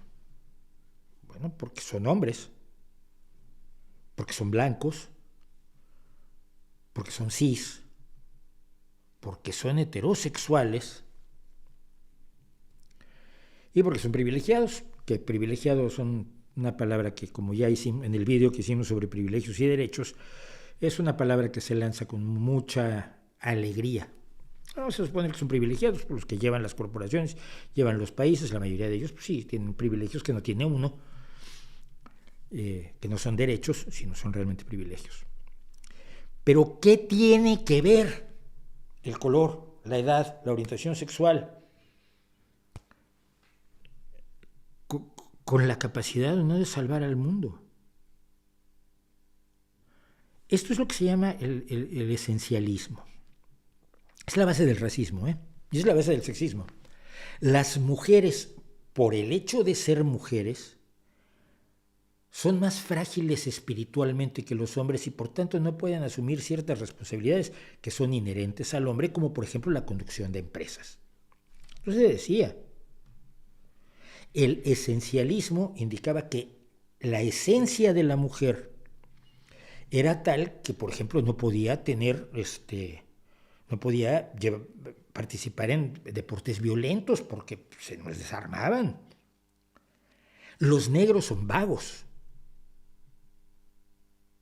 y son más tontos. Los indios son vagos y son más tontos. ¿Por qué? Porque si tú ves a un indio, un indígena latinoamericano o americano en general, lo ves y por sus rasgos físicos sabes inmediatamente cuáles son sus rasgos morales, o eso es lo que nos decían. ¿Sabes cuáles son sus rasgos morales e intelectuales? Los homosexuales son pervertidos sexuales, todos. No me quite usted de la cabeza que la mayoría de los curas que violan niños no son homosexuales. Pero los homosexuales eran pervertidos, todos. Eran personas delincuentes o enfermos. Y bastaba saber que una persona era homosexual para que concluyeras cuáles eran sus valores morales y su capacidad intelectual. Es la misma idea que maneja Rudyard Kipling cuando dice que el hombre blanco tiene la obligación pues, de salvar a los continentes de gente de color oscurito que pues, no son tan listos. No es que no hayan tenido oportunidades, no es que hayan vivido una cultura diferente, no es que no hayan tenido la misma suerte que se tuvo al norte del Mediterráneo en una serie de cuestiones que favorecen posteriormente la aparición de una serie de estructuras sociales. No, es porque esencialmente esas personas no están capacitadas para manejar ciertas cosas que otras personas que no son como ellos, que tienen un aspecto diferente, un sexo diferente, una orientación sexual diferente, un color de piel más claro,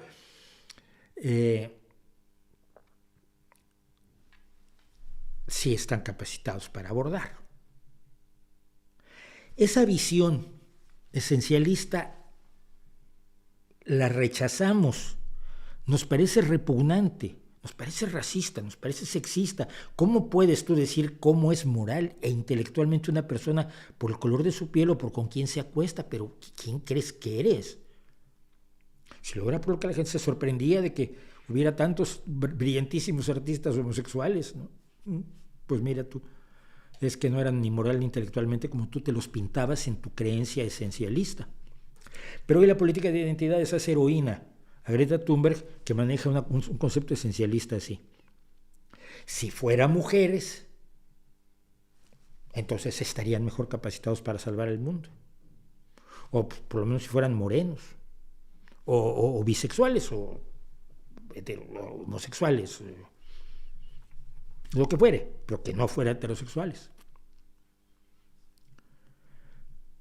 Ese es el mensaje más dañino de la política de identidades, y me parece aterrador que esta Greta Thunberg, a la que han endiosado de una manera absolutamente inaceptable, absolutamente injustificable, ahora en su nuevo libro salga con esto.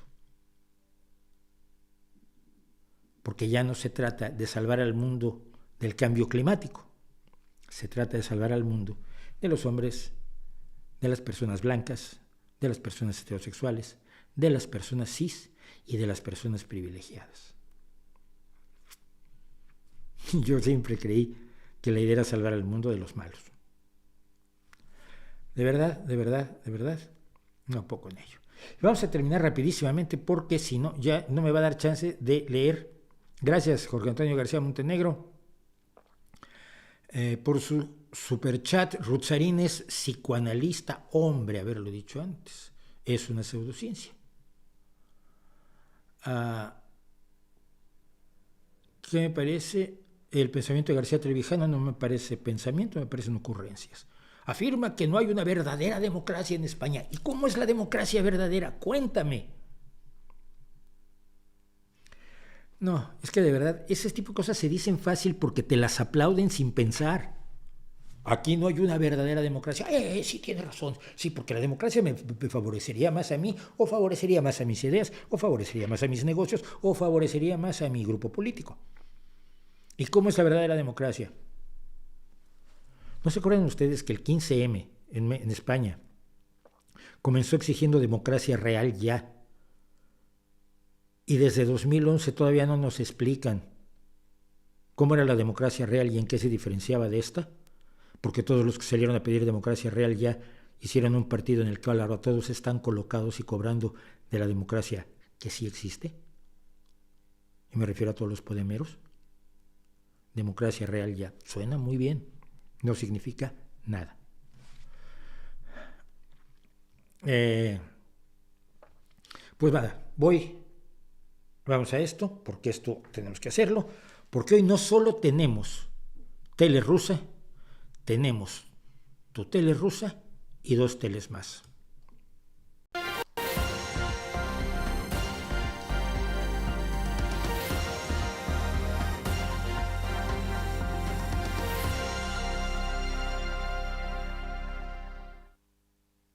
Me salió bonita esa entrada, ¿no? Acuérdense que todo lo hago yo. Entonces, bueno, la historia es esta. Tenemos tu tele rusa, tenemos nuestras notas sobre tu tele rusa aquí. Y lo primero que tenemos hoy, vamos a entrar directo a ello. Ustedes han oído hablar del Grupo Wagner. El Grupo Wagner es un grupo mercenario, tremendamente violento, que si usted se enrola en él, no puede retroceder. Si usted va corriendo contra el enemigo y retrocede, lo matan sus propios compañeros.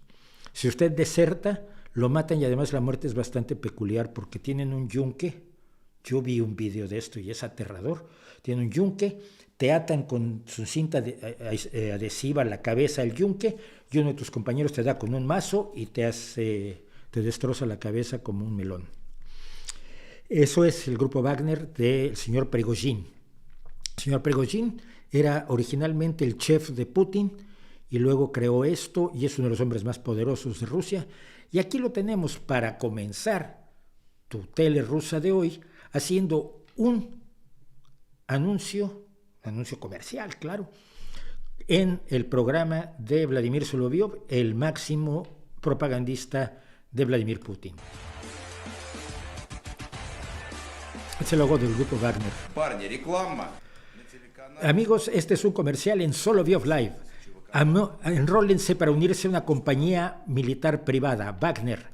Aprenderán a hacer el trabajo de un hombre y enfrentar la Tercera Guerra Mundial con dignidad.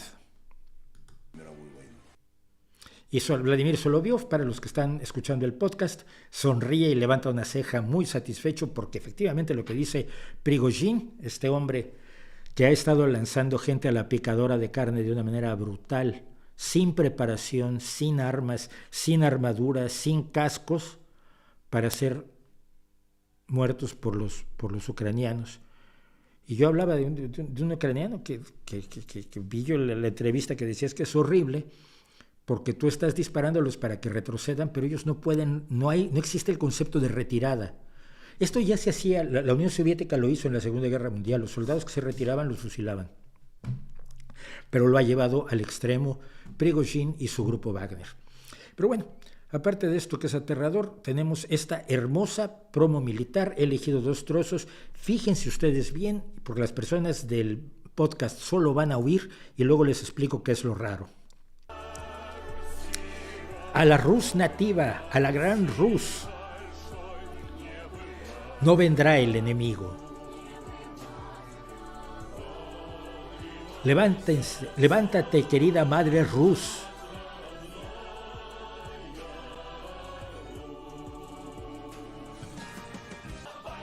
Levántate, pueblo ruso, a una gloriosa batalla, una batalla a muerte. Levántate, pueblo libre, por nuestra tierra honesta.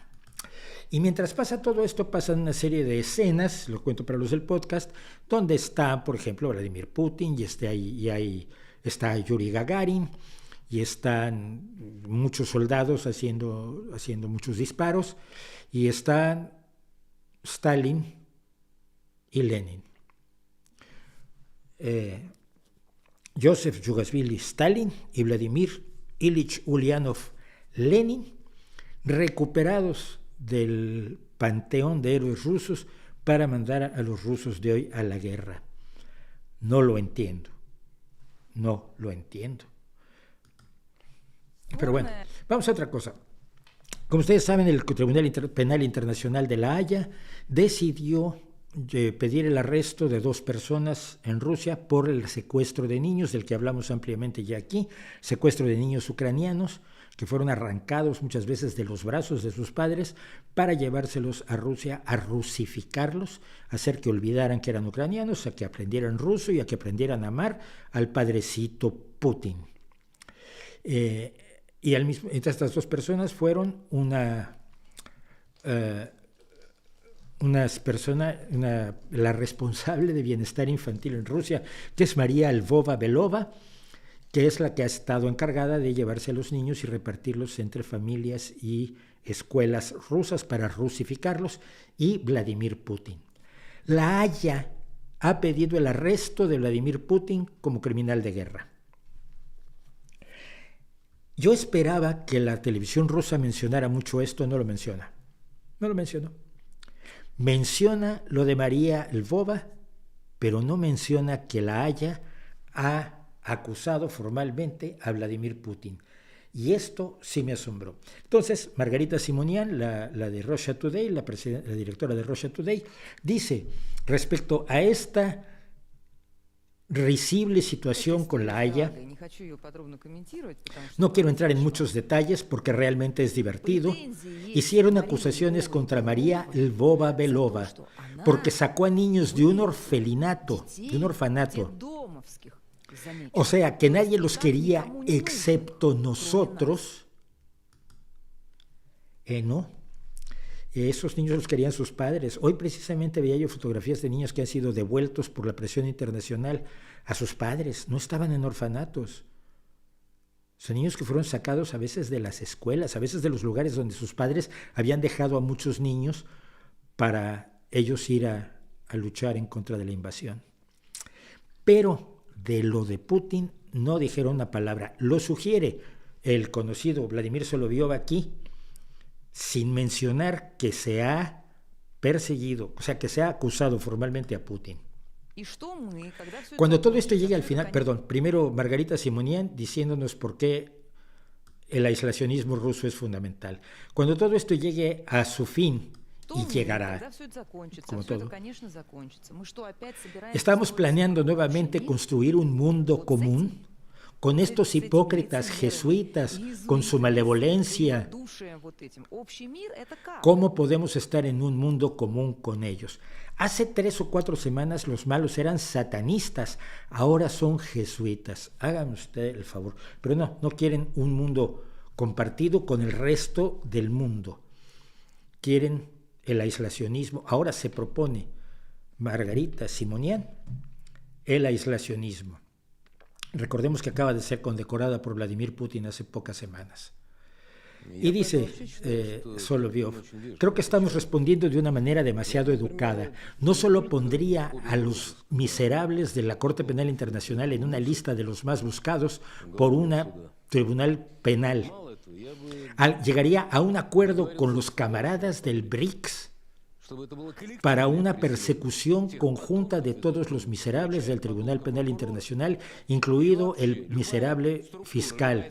Cualquier país que siquiera se atreva, como el miserable alemán, ministro de Justicia, o sea, lo que sea, tratar de llevar a cabo esto, que sepan, cualquier intento por llevarlo a cabo, no dice a qué se está refiriendo llevarlo a cabo, es una declaración de guerra con un ataque nuclear inmediato contra ese país. Inmediato. Pero no dice que la persona a la que quieren detener es a Vladimir Vladimirovich Putin. No lo dice. Además es muy curioso que crea. El BRICS es un grupo de países que son emergentes, son Brasil, Rusia, India, China y Sudáfrica.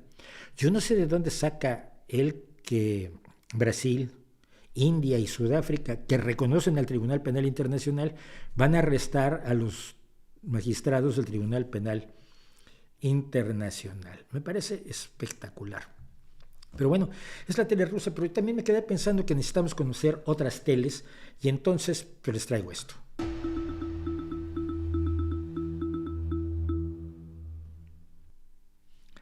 Tu tele ucraniana. Bueno, he estado viendo algunos canales de otros países, cómo ven las cosas, que las ven distintos de nosotros, y sobre todo las ven distintas de nuestra izquierda, más a la izquierda, de la izquierda, de la izquierda, de la izquierda del PSOE.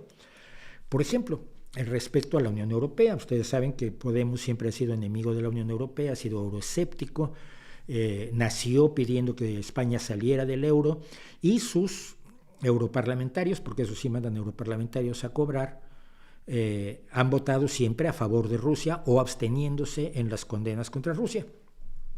Pero vamos a ver, entonces se le pregunta en Ucrania a la gente sobre la Unión Europea y esto es lo que responden.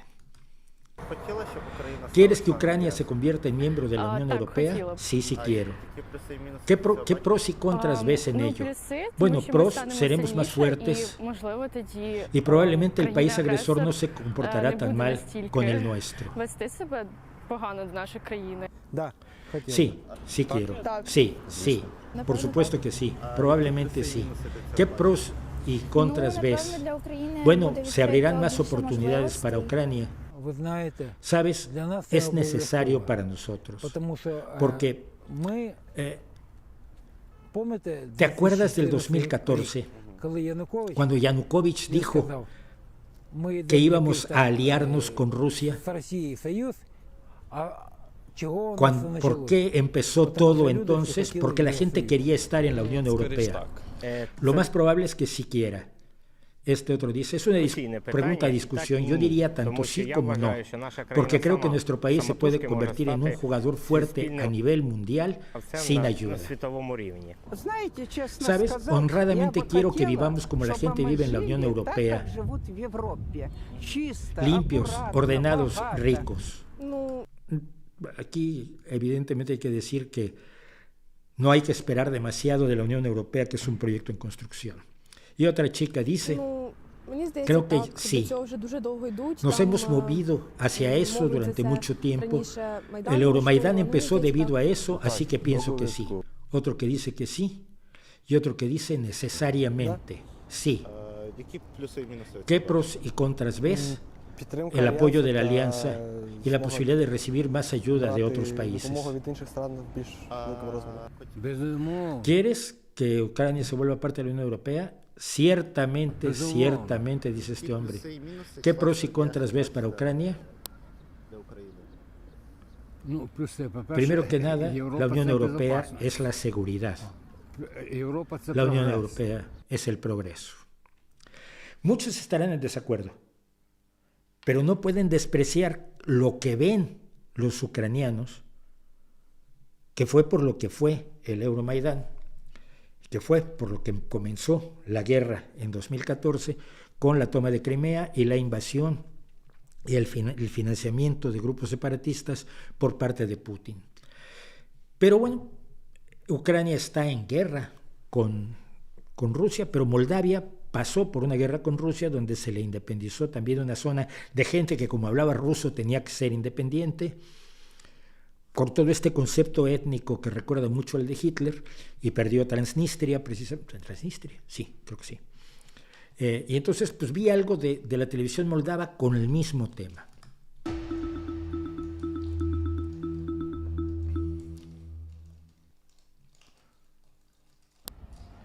En Chisinau, Moldavia, se le pregunta a la gente si apoya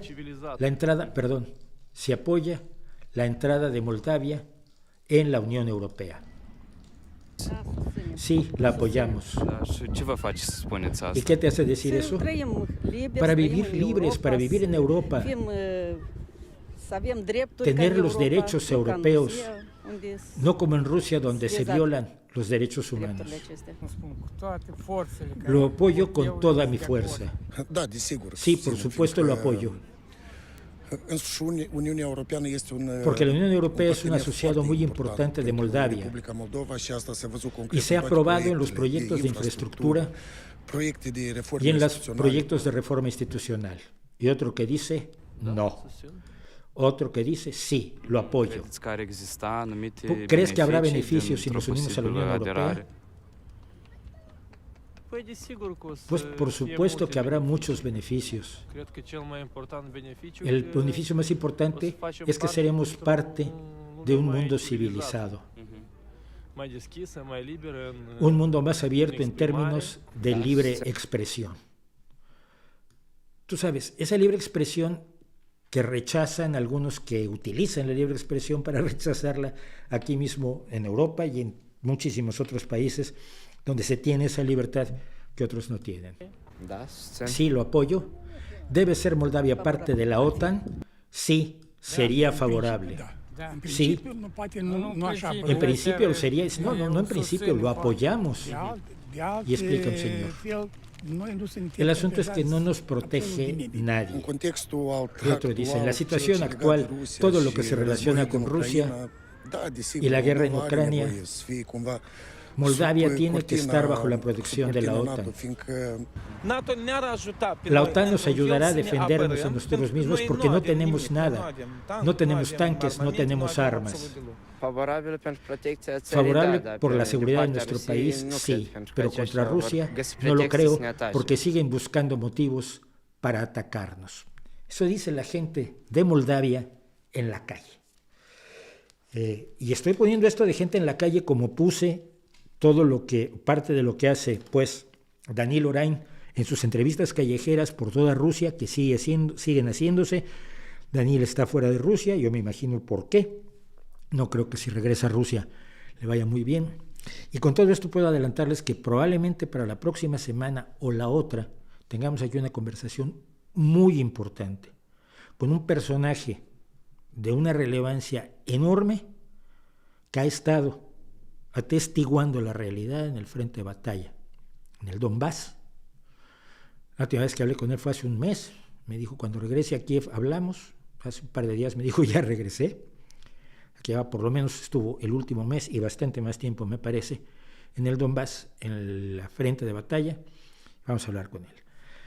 Que la historia que conozcamos no nos pueda gustar o no vaya con nuestras ideas, no quiere decir que debamos rechazarla o que podamos darnos el lujo de rechazarla.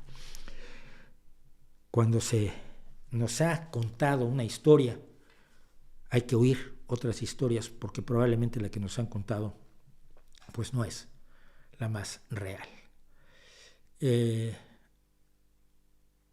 Mauricio, para un hombre de izquierda como usted, ¿no le parece insolente que un sátrapa como Maduro afirme que su gobierno es socialista? Por supuesto, porque no es un gobierno socialista, es una tiranía. Es un gobierno autoritario, antidemocrático y extractivista por parte de una élite depredadora.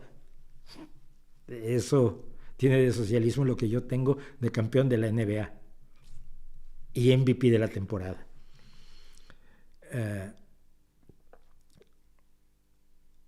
Antorcha campesina, no sé.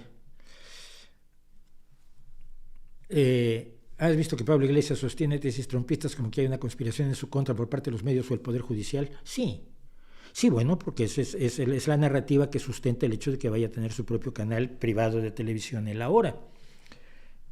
Él es la víctima, por supuesto, cuando él utiliza el sistema judicial para tratar de perseguir a otros, como recientemente, y el sistema judicial resulta que falla en su contra, verás cómo se pone.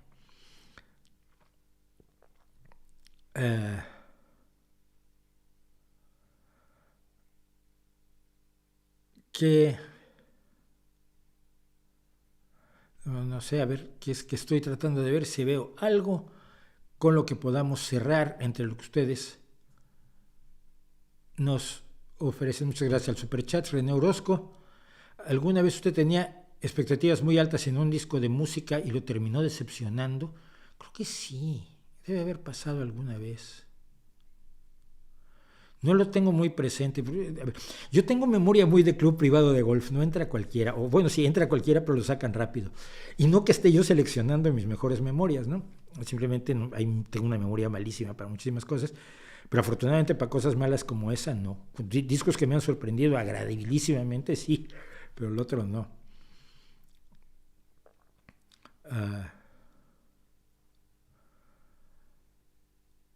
Bueno. Creo que México con el H1N1 lo hizo mucho mejor que China con el COVID. No. Y tengo, si buscas en el retorno de los charlatanes, lo que comenté sobre la barbaridad de Calderón y la sarta de mentiras que dijo en aquel entonces, porque afortunadamente yo estaba vivo y siguiendo el tema aquí, no. México no lo hizo bien para nada.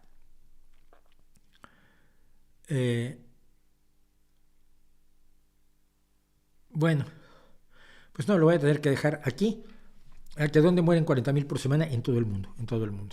Las cifras de la OMS se refieren a todo el mundo.